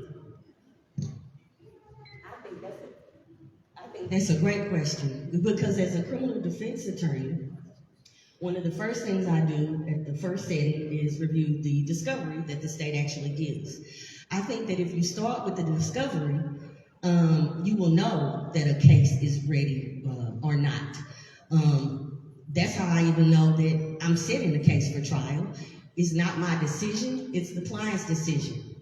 However, as a judge, I wouldn't be in that same position. I would have to rely on the prosecutor and the defense attorneys to do pretrial motions and conversations. I do have trial experience, but I want to focus on telling you that not every case is trial ready. I advise my clients, and the cases that I do have set for trial, and this is in felony courts, they end up getting dismissed because I know that the state's case is weak. And then there are those cases where they do need to go to trial. If the state doesn't dismiss the case, if my client doesn't want to take the offer, because a lot of people think it's the defense attorney who's taking the case to trial. No, it's the defendant's right to decide how they want to handle their case. And as a defense attorney, it's my right and duty to tell them the different options and collateral consequences. As a judge, I'm going to take that same work ethic to the bench. Currently, I am an adjunct faculty at Dallas College. I teach criminal law and procedure, and I think that informed clients and informed defendants are able to make informed decisions. Thank you.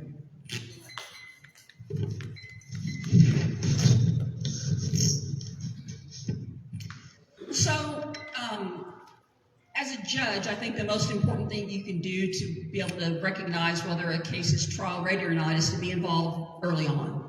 I don't believe in arbitrary scheduling orders. I think that each case should be looked at individually. I don't believe in what are known as rocket dockets, where you set 90 cases for trial on one day, and then you brag about the fact that 75, 80% of them have been dismissed. Well, that's a bad thing. That means that somebody hasn't had a good day in court because they didn't have time to prepare for trial, the state in this case. So I think you've got to listen to both sides. I do think you have to have pretrial hearings. You need to be on the bench talking to the litigants involved in the case.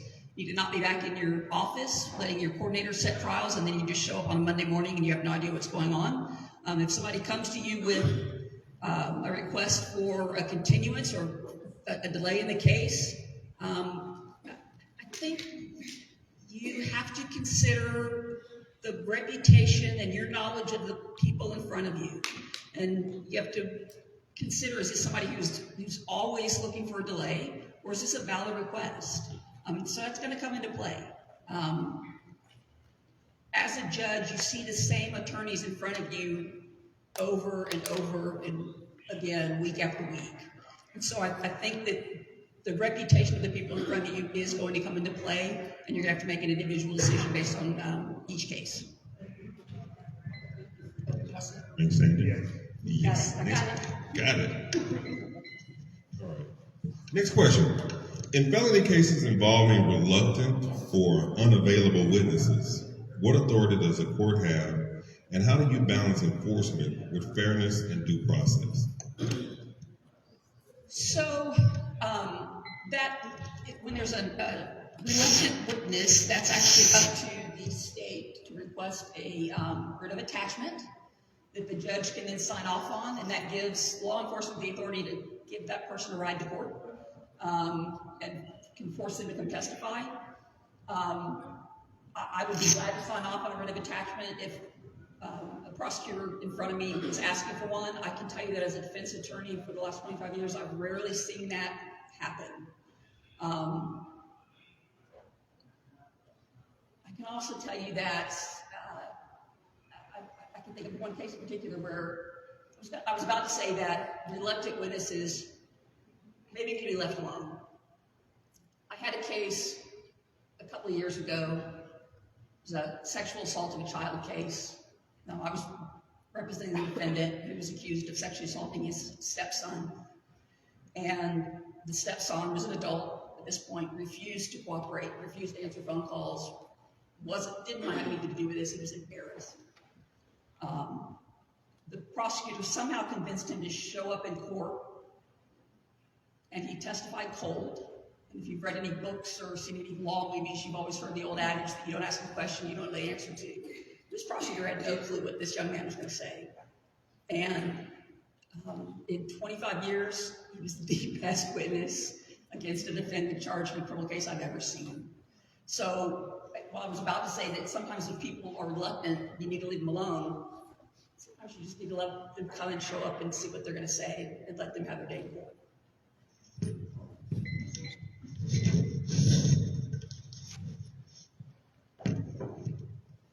This is about reluctant witnesses, right? As Ms. Hudson stated, that is on the, it doesn't necessarily mean it's the prosecution. It could be a defense witness or a state's witness, but that is on the defense attorney or the prosecutor over the case.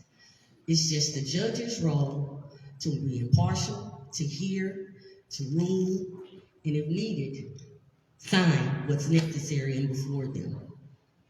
The judge can't make anyone come. However, if they have been subpoenaed and they don't abide by the subpoena, if the state or the defense attorney brings that before the judge, then the judge can rule on that. And now we are up to audience questions. So if you have a question, please step forward, line up, ask a question. This is a very intelligent crowd. I know you have at least one question for candidates. All right, so this question is, felony cases increasingly rely on digital evidence such as surveillance video, phone records, or forensic software. What role does the judge play in resolving disputes over the reliability and admissibility of this type of evidence? Thank you, that's a great question. Judges play a big role in that because that is part of the pretrial motions or the discovery motions that come before the judges. As a defense attorney, I argue some of those motions. I have complained about some of the discovery that has not been given or that I cannot download. I have had to file some Michael Gordon Act motions against prosecutors, and those have been ruled on by various judges that I've been in front of, and I would be doing the same thing because the judge does have judicial discretion in using the law.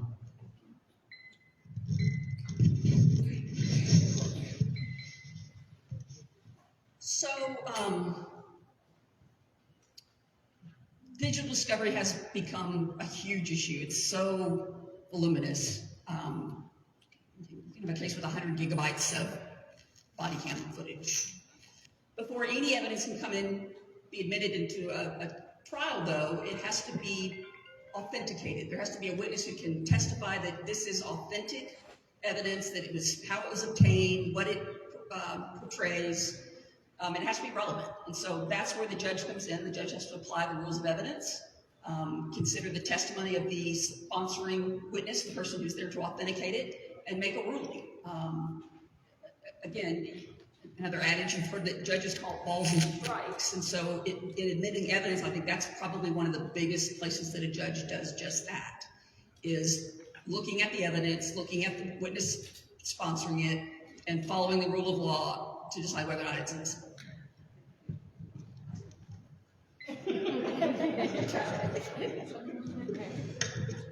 Any audience questions? All right. And I have a final question for you all. Describe a specific procedural or administrative challenge unique to felony criminal courts that you've encountered in your career, and explain how this experience will inform your approach as a judge of criminal court number one. So this is a super specific answer to that question. In Dallas County, before any case is pled, and keep in mind the majority of cases plead out, they don't go to trial. So before even a case where the prosecutor and the defense have agreed on a punishment on a case, Dallas County has a policy that they have to conduct what's called a pre-sentence investigation before the case can plead out. So everybody's in agreement that this person is going to get probation or deferred adjudication. They don't need to be in jail, but the case gets delayed for 4, 6, sometimes as long as 8 weeks so that this person can be interviewed by probation. So I am committed to, particularly on agreed pleas, where the two parties who know the case far better than I do have agreed on a punishment, especially if it's for deferred adjudication or probation, we don't need a pre-sentence investigation. We need to get that person out of jail and let them take the agreement that they want, if it's in their best interest, and we need to move on so we can take care of other cases.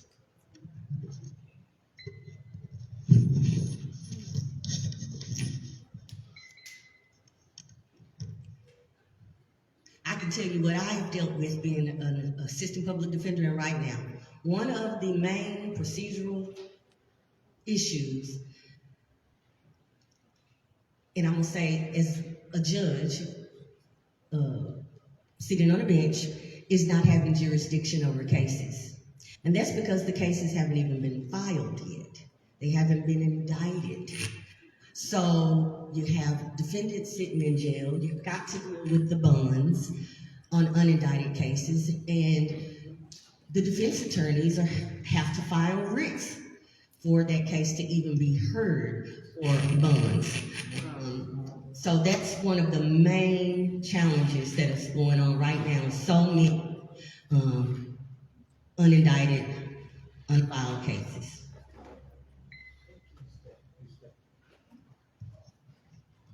All right. With that being said, I know that was clear. With that being said, as you prepare for your 1 minute close, again, I want to encourage each and every one to go to DallasExaminer.com tomorrow, where you can see tonight's replay. And with that, we'll start with you. Thank you. You can reach me at Leah Polk for Judge on social media and leahpolkforjudge@gmail.com, because I need community members to email me, reach out to me. I will answer any questions. I will be an accessible judge, an impartial judge, a relatable judge, and I want your vote for Criminal District Court 1. For all of the reasons that I've stated tonight. And again, if you have any questions, please, please, please, please email me.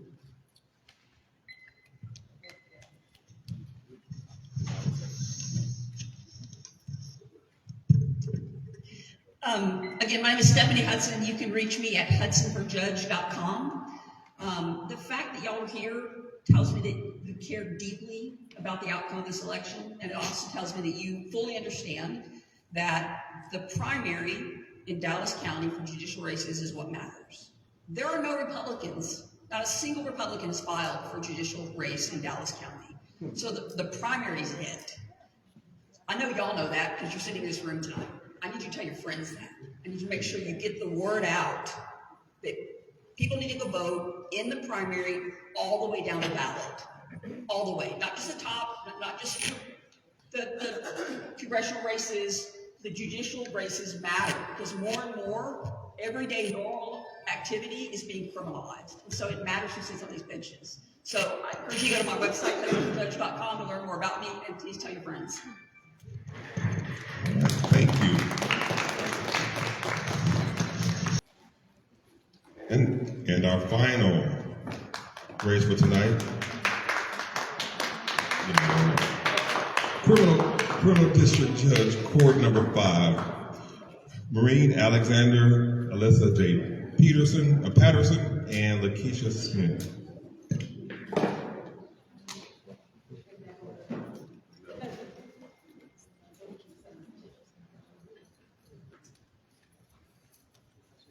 Yeah, very good. You've seen enough of this.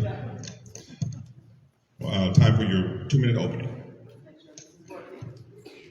All right, can everybody hear me? Okay. Hi, everybody. My name is Maureen Alexander, and I'm running for Criminal District Court number 5. It's a felony court in Dallas County. You guys heard the cases that come before this court are anything from a DWI third, which is a felony, all the way up to murder and capital murder. My experience is I am a first-generation American. My parents immigrated here from India. I grew up in Houston, moved to Dallas to go to law school, and for 27 years I have been practicing criminal law in Dallas County.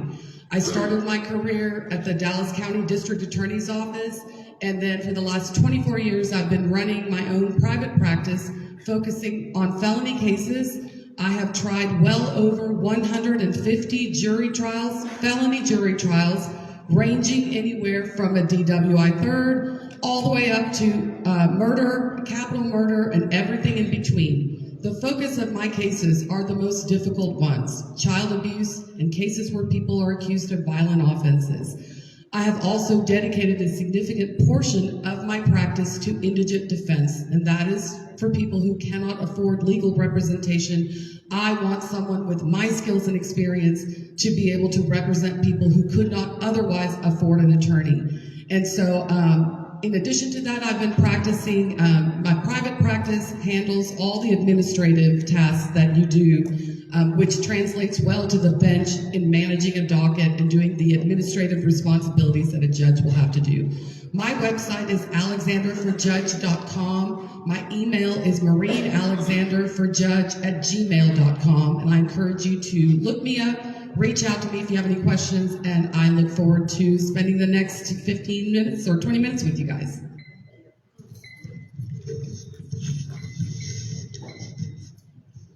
It's time out for a broken criminal justice system. It's time out for that. Justice is for everybody, whether you're black, white, Hispanic, Asian, LGBT. Justice is for everybody.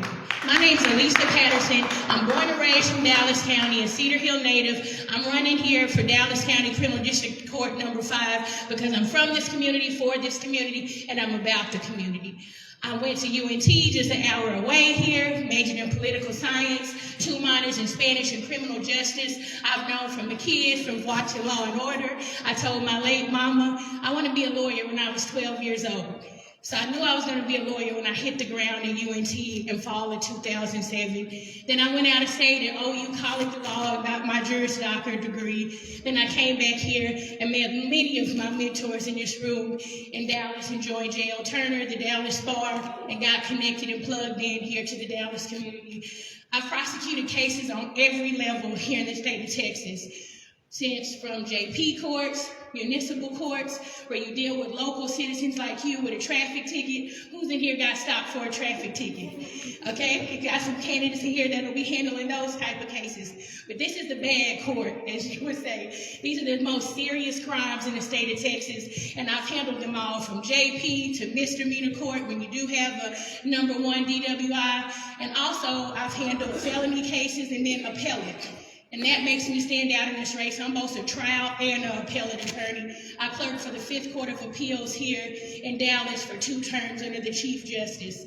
But my campaign is about fairness, compassion, and efficiency. We saw in the news in September the Dallas County Jail was to the max. We got to clear these cases, clear these dockets, and get them set for trial. My website is Patterson for Judge. I'm on all social media. You've probably seen me. Vote Patterson. Glad to be here tonight.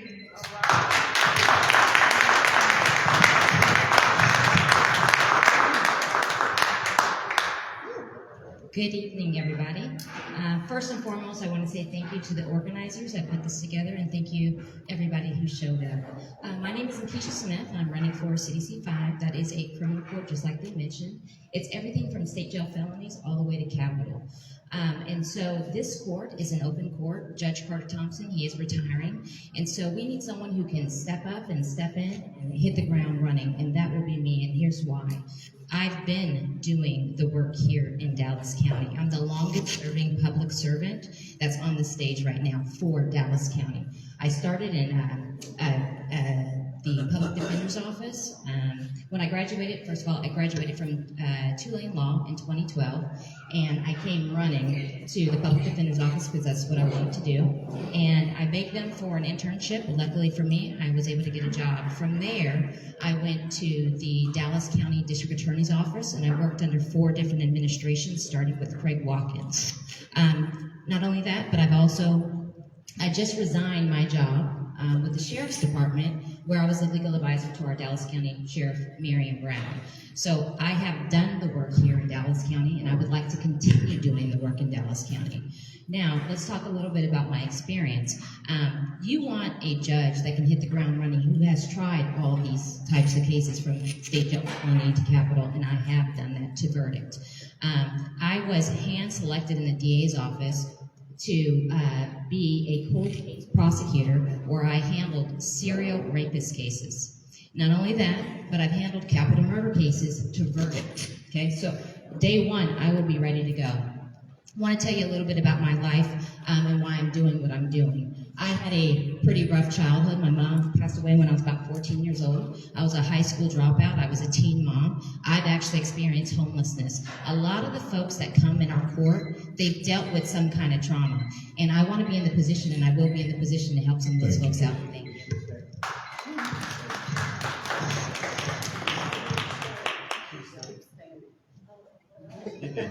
No.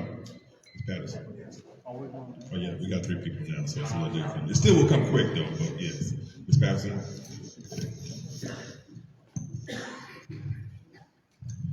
In violent felony cases, how does the court ensure that victims and their families are treated with respect while preserving the defendant's right to a fair trial? Well, I think that's really important. Most of my career, I've been a prosecutor on all levels. One, violent crime is serious, so that's usually your 3rd-degree felonies and up. You know, your deadly conducts where you fire a gun at somebody, aggravated assaults, sexual assaults of adults, sexual assaults of a child, which are 2nd degrees, up until aggravated robberies that are first and murders that are first. So one, when somebody gets charged with those type of crimes, you got 2 sets of crimes. You got crimes that happen right then, and the police get you right then and arrest you and bring you down to a loose area, and then you got crimes like child abuse where you may have assaulted a kid over years and they kept it a secret, and they finally report to their mom, teacher, and then they file a report, and then a warrant goes out. So you got 2 types of ways people get put in jail. So when you get booked in, the judge, that's when our job steps in, we look at their criminal history. The legislature passed a lot of new laws about what judges have to do when they're reviewing. So the state usually recommends bond conditions to the judge about, hey, this person needs a GPS monitor. You know, they are out here shooting people, raping people allegedly, you know, accused. They're innocent until proven guilty. They make these conditions to the judge. And so then the defense, they get their attorney and they say, well, judge, you know, this is his first time doing this, her first time doing this. She's low level, she has friends, she has community support. And so then the judge kind of is the equalizer, listens to both sides, and they set those bond conditions. And so you got to look at the seriousness of the crime. Like Ms. Daniels talked about, DWIs, they're going to need a breath monitor on that car, or if they're a sex offender, they need a GPS monitor to stay away from kids and communities. It depends on the case-by-case basis, but that is the judge's job to set that bond. And so usually the magistrate judge will set an initial bond, and it'll come up to the home court, to the district judge to review those conditions and either raise that bond or lower that bond. So that's the part. But you got to look at the seriousness and then make sure victims' rights are being protected as well. Ms. Smith. Could you repeat your question, please? Yes. In violent felony cases, how does the court ensure that victims and their families are treated with respect while preserving the defendant's right to a fair trial? Thank you for that. So there's all types of cases that we'll see in our felony court, and there will be all kinds of different scenarios, and it will just depend, right, on the situation. I'll tell y'all, I dealt with a case where twin brothers got into a fight, and it was a aggravated assault deadly weapon case, and believe it or not, the weapon in that case was chopsticks. Okay, so in that particular case, I had to look at it and see, okay, what am I going to argue to the court? Is this really something where I need to have this person in detention, or can he be out and can we put security measures in the way? And so I think it's going to be a case-by-case basis, finding out what are the issues if they are out on bond. Does the victim have concerns that we need to take into consideration? I've dealt with cases where, somebody has is dealing with a family violence case, right? And you might have somebody that is constantly harassing the victim, threatening the victim, right? Those are going to be different measures that I would take compared to that first scenario that I gave you all with a kid that had toxic and threatened their brother, right? So everything will depend on a case-by-case basis. We'll be looking at criminal history. We'll be looking at the circumstances in which the victim may have concerns.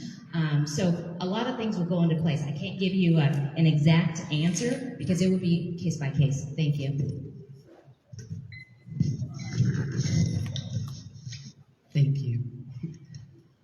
I think the most important thing to remember when you're sitting in a courtroom is for any kind of hearing or any kind of trial is for each of the two sides, it is the worst experience they're going through. If you are the state, you are a victim of a crime, whatever that crime is, you didn't ask to be a victim and you're experiencing that experience is being lived out in the courtroom.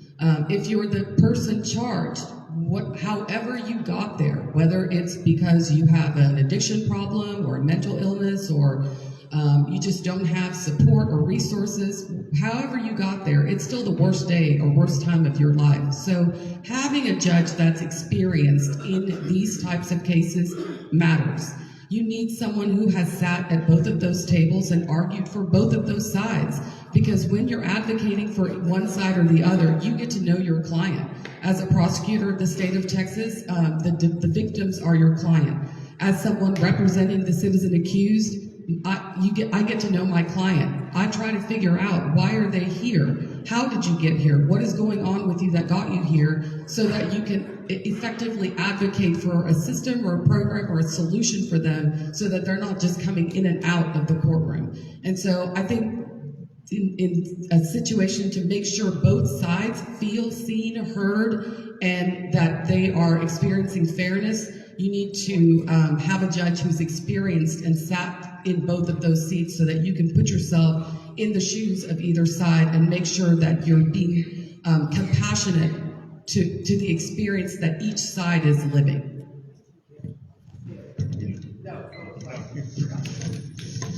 Thank you. So let's lead us to the portion where we ask our audience for questions. If you have a question, please step forward.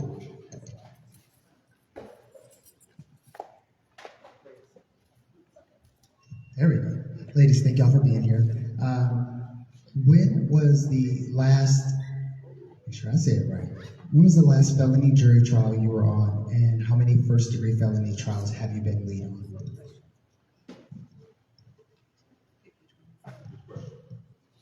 The second. Thank you for your question. So, as y'all know, I went to the Sheriff's Department in 2023. I did not try cases there.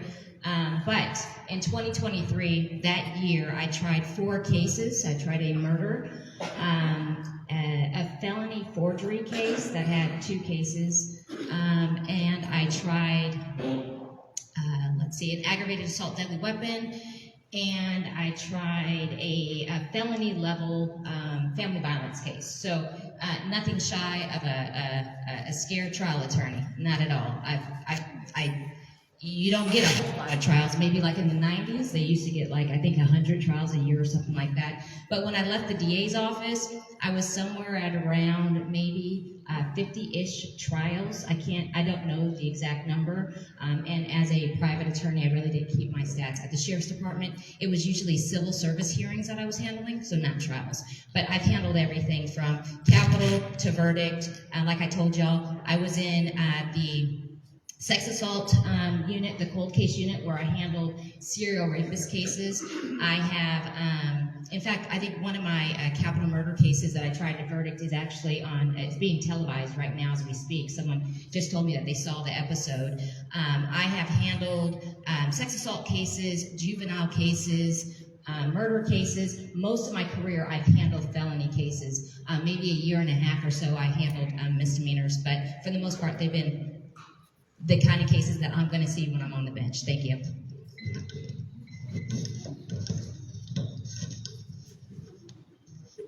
Hi, I've handled over 15 felony cases. I've handled a few first degree, and I've handled over 50 misdemeanor cases. I think most of my career I've been in the family violence unit, so I've dealt with domestic violence cases where men and women, and I always stress that women need to be prosecuted for family violence equivalently as men. I used to have victims and defense attorneys say, you know, women aren't prosecuted for their crimes against men. And so I, as a prosecutor, I always make sure that I'm not being biased and not fair to both parties, men and women.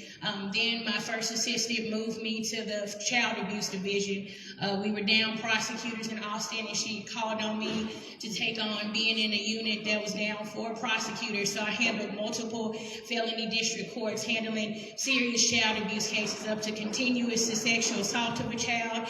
I've indicted serial perpetrators, or 30-count indictments where I would draft my own indictments, sexual assaults of a child, indecency of a child. And then I also got moved to just the general trial division, which you handle all types of offenses, from low-level drugs to ag assaults to anything that hits the general trial division that doesn't go into a specialty division. And then I've handled smaller cases where just misdemeanors, where the majority of the cases were local citizens. So I'm wide-versed in my experience.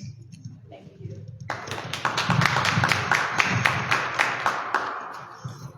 Thank you. So when I left my last part of the DA's office, I was handling prosecution of child abuse cases. And anyone that's been on either side of that, whether you're the child that's reporting that and their families living through that, or you are the citizen accused of doing that, it is, those cases, I believe, are the most emotionally charged cases. And so when I left the DA's office, I had the experience to handle those from the prosecution perspective, and I decided that I was going to focus my practice on the defense of child abuse cases. So the majority of my trials have been defending people that are charged with physical and sexual abuse of children. The number one reason I took those cases is because most attorneys don't want to do them, and a lot of attorneys don't know how to do them, because if you don't, those are different. They're different than any other type of trial. And so a lot of the indigent defense I've done as well are for people accused of that. I have handled trial-wise, I have done over 100 felony jury trials. And my last felony jury trial was last October. It was a defendant that was accused of 8 aggravated sexual assault charges for different children all across the Metroplex. It was a very complicated, very emotionally charged case, and it was last October. I believe it was one of the judges, Tina Clinton's last trial. I was the last trial in her court before she moved to the Court of Appeals. So I hope that answered the question.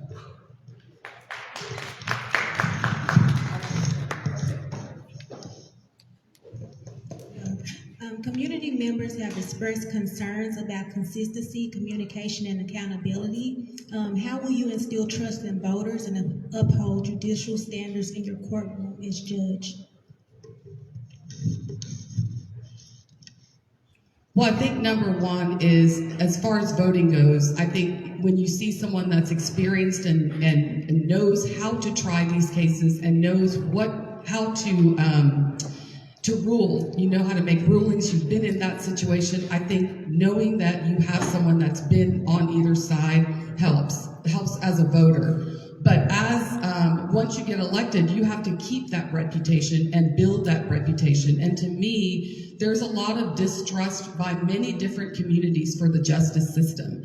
And so my goal would be to be transparent, to be present, to make sure that each side feels seen and heard, and one by one, day by day, build that reputation so that one court at a time, we can start changing the perceptions that people have of the justice system. So I would do everything I can, and it starts with showing up. It starts with being there every day, all day. And it starts with doing the work, being present to attorneys that need to schedule things. And also, one of my goals is to triage cases based on complexity. The lower level cases need to be looked at to see if we can move people out of jail. There are too many people sitting in jail waiting for a bond hearing. And y'all have heard that. I have family members of clients calling me for that. And so that to me is something that's easy, an easy way to build confidence among voters and the public is to show that, hey, I don't want people sitting in here just waiting for a bond hearing. I want to start moving things along. And so I think that would show, that would help that.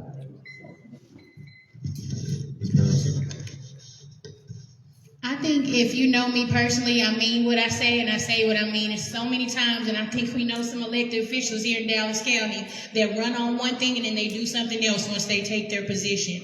And that's not me. I think I'll be a fair, equal judge for both sides. I've been on both sides, majority prosecution, but I have been a defense attorney and a family attorney. So I think we talked about trauma. And many times in the DA's office, I have been through trauma training. I think, ma'am, you had a question about it. And so I've dealt with child victims, adult victims, and then I dealt with defendants sitting in jail, having to visit them for their case to be heard. So I want to start some programs in my court. If you look up my website, I wanted to start a juvenile first-time offender program on certain felonies. I want cases reviewed for substance abuse and mental health problems. I want to start a night court program like Ms. Berry talked about as well. I think we need to open up the courts at night to help people get to court on serious crimes. And it'll take collaborations with the sheriff's office, the DA's office, and the county commissioners. But I think we can get something done. I think it's time for the community and us younger. Me, I'm a proud millennial to keep up and think of innovative ideas to better the courts. And I think it's about being accountable to the community. If you know me, I do a lot for the community. Legal webinars. I've done free will clinics. I'm from this community. I think we need to look at why people are committing crimes. Is it because they're poor? Is it because they don't have family support? It's reasons why people enter the criminal system. You just don't wake up and commit a crime. It's such based on socioeconomic issues that triggers people from a young age. I've seen kids go from the juvenile system to the adult system. We got to stop this. We got to do something. As a prosecutor, I tell people all the time, I hope I don't see you again. Go do something good with your life. And I cut people breaks. I'm tough on crime at times, but I hope everybody doesn't need a felony conviction. So you need people that know the system, that can give people a second chance and also be tough on crime when needed. Thank you.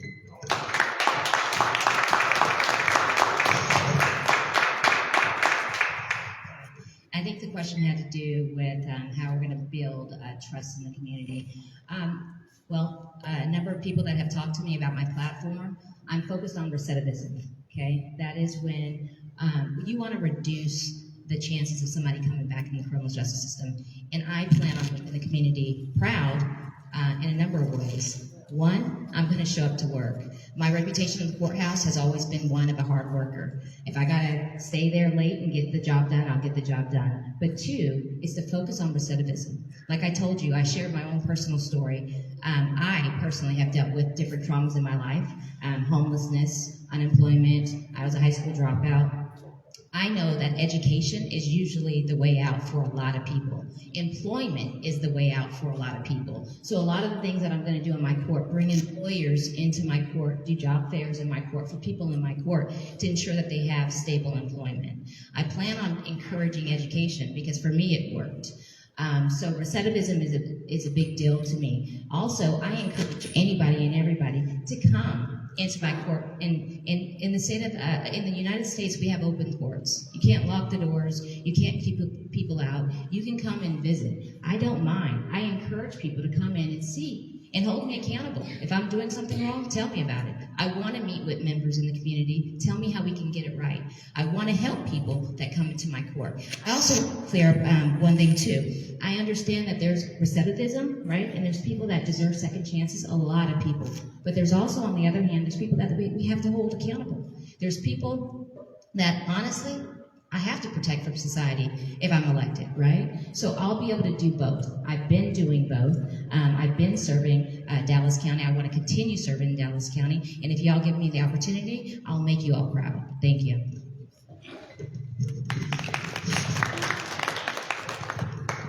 Good evening. I want to talk about or ask a question that's related to measuring your impact. And so we know things are constantly changing, especially with the administration that we are under at this time. So my question is, what outcomes will tell you that your connection to the community is strong? And what will you do if the community feels disconnected once you're elected? Yeah, only one? Only one? Okay. So I'll ask, what will you do if the community feels disconnected? That question goes to Ms. Patterson. I mean, as when you elected official, the people are your boss, you know, and that's why judges or people catch heat, you know, the community, you got to be accountable to them. And so if people have complaints and complaints get going real quick within the criminal law system, either the state don't like the judge or the defense don't like the judge, and it gets around the criminal courthouse real quick. And so I think the judges got to be accountable like anybody else that shows up for work. If you're not showing up or if you're not moving cases, if you have verdicts that are crazy, you know, that causes people to run against you and unseat you and, you know, politics, and you end up on the news. If you're setting people's bond too low, you let somebody out of jail and they get out and kill somebody.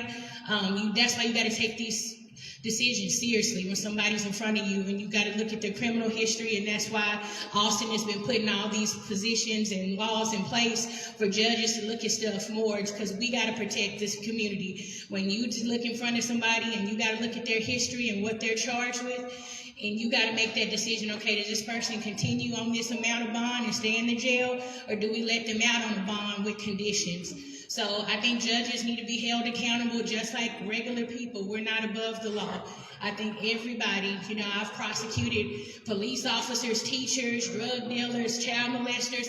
Nobody is above the law. And when we get up here and we pick a jury, we always show somebody on the track. When everybody's lined up, nobody is above the law. We all start. And so we tell jurors all the time, nobody gets to be above, whether you're a doctor or a police officer. You got to keep that credibility the same. And I think it's the same as judges. We're not above the law. Community or the defense bar, the prosecution has a problem. The judge needs to address that and be accountable to the community, because y'all are our bosses.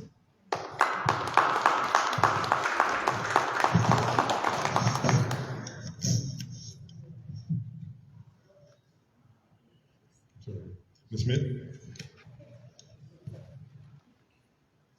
Keep it brief. I think I kind of answered that in the last answer. If the community's feeling disconnected, I'm going to have an open court. I would encourage anybody to come and talk to me. We can sit down and we can hash things out. Obviously, I'm going to be a judge. I'm going to follow the law. But sometimes the disconnect is people don't understand why you made a ruling. And so maybe you just need to explain it. So my court will be open. I'll be happy to answer questions. And that's all I have to say about that. I'll give some time back.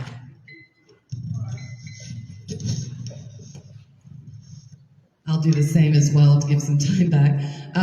Like I said in I think it was my opening, my goal is slowly, I would like people in every community to have faith in the justice system, and that just does not exist right now. And so I think I would want somebody to come and feel like they could talk to me. I think I've always been a very approachable person. And so I think that is something that is a strength I have. And so, yes, I have to follow the law, but I would want to make sure that people feel like they can come and speak to me. I would also think that trust in the community is built when they see you out in the community. So, yes, everyone is seeing you when you're running, but people want to see you after in each community as well. So I think that's how I would maintain confidence and trust. This will be our last question from the audience. Thank you. I think you may have already spoken about this, but this is a question for all of you. If you could talk about your experience with alternative sentencing rather than just having the sentence be a prison or a jail sentence. I'd like to understand your experience with that. Ms. Smith? Thank you for that. I'm looking for Judge Garza. Did he already leave? Okay. Well, he's over. So some of the things, right? We have diversion programs in Dallas County. We have a useful offender program. I see Judge Collins back there. She has a veteran sport program. We have a number of different programs. And so, yes, absolutely. I was looking for Judge Garza because I think he played around with me at one point. I always sent people to diversion programs because that's the very first place I go, right? Is a lot of people just want to plead their cases. And we have a lot of attorneys that say, okay, I'm going to get it over with. I was one of those attorneys that actually said, let me talk to you, let me talk to your family, and let me make sure you understand the implications of getting a felony or even having deferred probation. If you can get it into a diversion program, you want to get into a diversion program. And that's when I can speak to kind of my background a little bit too about what I've gone through and the obstacles that I face and kind of help people through that. So alternative programs would be diversion programs. I told y'all already what I plan on doing is employment is huge. I think getting people back stable in the community is going to help reduce recidivism, right? And what does that look like? Helping them get a job. That's what I care about. Education. I know a lot of people say, hey, education's not for me. Let's talk about a trade. What does that look like? Can I bring people in that teach skills? Yes, that's what I want to do. You know, teach my folks a skill, a trade, plumbing, electrical work, anything. I want to be able to say, not only are you going to get a second chance, but you're going to be successful when you leave this court. And that's what I'm looking for, and I'm hoping I can earn everybody's vote tonight. Thank you. Alexander? Okay.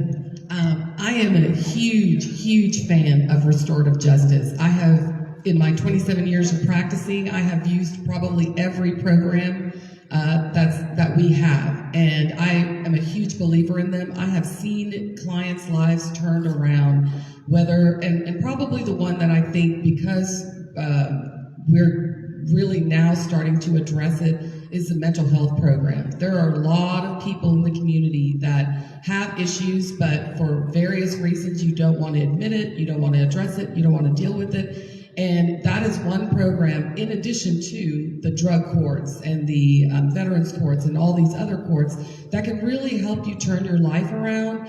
It is a harder road. You know, the client has to make the choice of, do I just want to take deferred probation and maybe, you know, take a couple classes and be done with it? Or do I want to take a program and try to get my case dismissed? It's a lot more work, but it's worth it. And so I have always advocated to my clients to not take that easy road, but take the hard road, because it ends up working in your favor.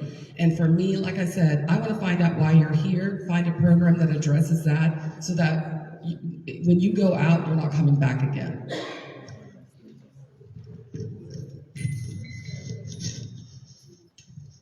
I've had the chance to work under multiple types of administrations, very conservative counties where it's no programs, and then counties where it's very restorative justice. I'm very much a big believer of that. Like I talked about, I tell people all the time, I hope I don't see you again. I hope that young offenders, we don't need to label them as a felon, because people don't realize you lose your gun rights. When you have a felony conviction, you can't live in certain apartments and housing. You can't be around certain people when you have a felony conviction at times. So I'm very big on diversion programs, military, veterans court, any programs that we can have.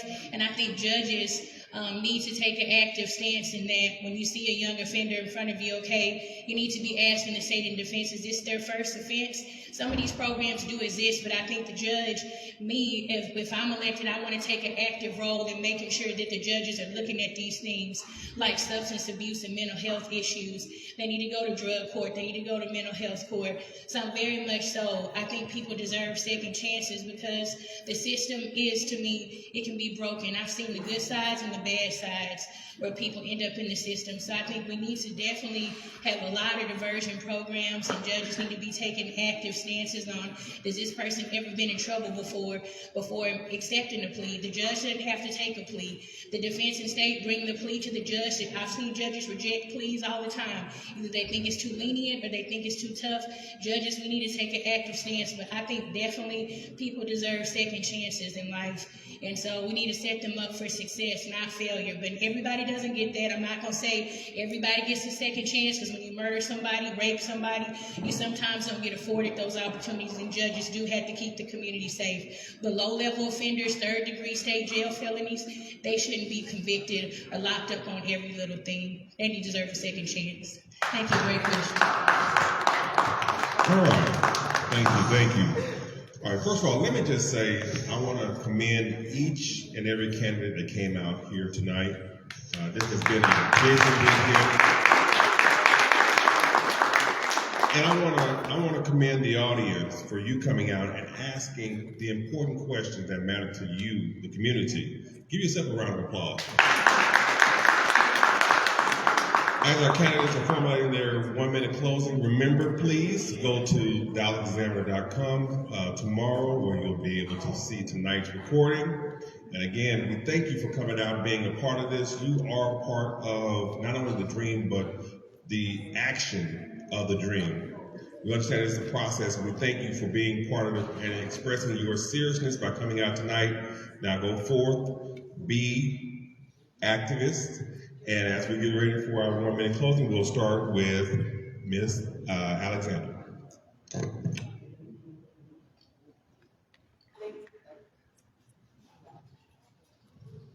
There we go.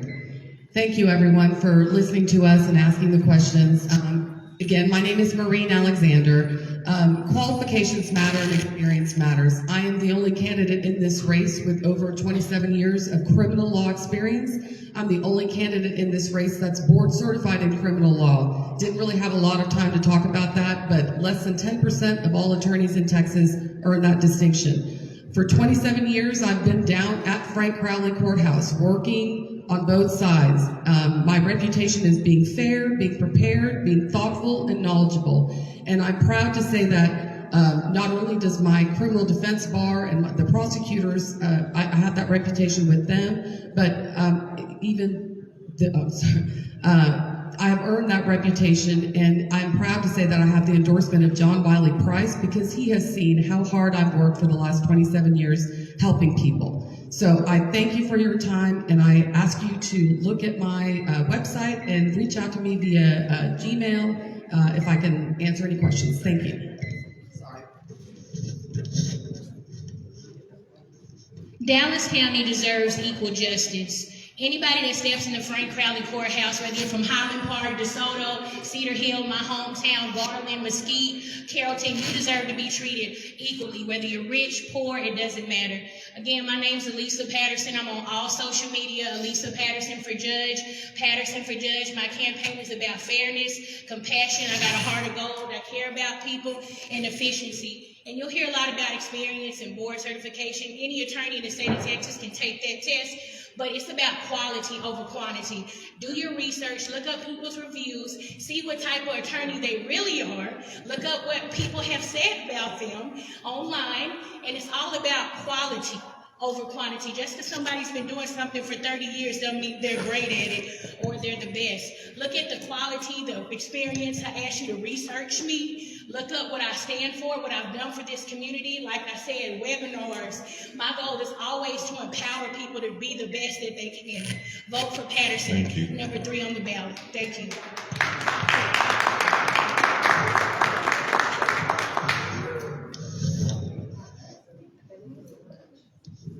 I just want to say thank you, everybody, for coming out tonight. We have 17 courts, criminal courts in Dallas County, felony criminal courts. I've worked in every single one of them, either as a prosecutor or as a defense attorney. I've done the work. I've been doing the work here in Dallas County, and I want to continue doing the work. I'm the only one on the stage that can say that in Dallas County, I've worked every single angle in criminal law. I've been a prosecutor. I've been a defense attorney. And I've worked for the Sheriff's Department advising the sheriff and her team. So I'm asking for your vote, not because I'm showing up looking for a title. I'm actually looking to continue the public service that I've been doing in our community. And I'm hoping you all will join me. I hope you enjoyed what you heard tonight. Thank you, Cindy Maureen Alexander, and thank you, Alyssa Patterson, for coming out and making this an enjoyable experience. You guys have 3 candidates you get to choose from. I'm hoping that you'll jump on board with Lakeisha Smith. You can go out to my website, Lakeisha smith4judge.com. Thank you. Thank you, ladies.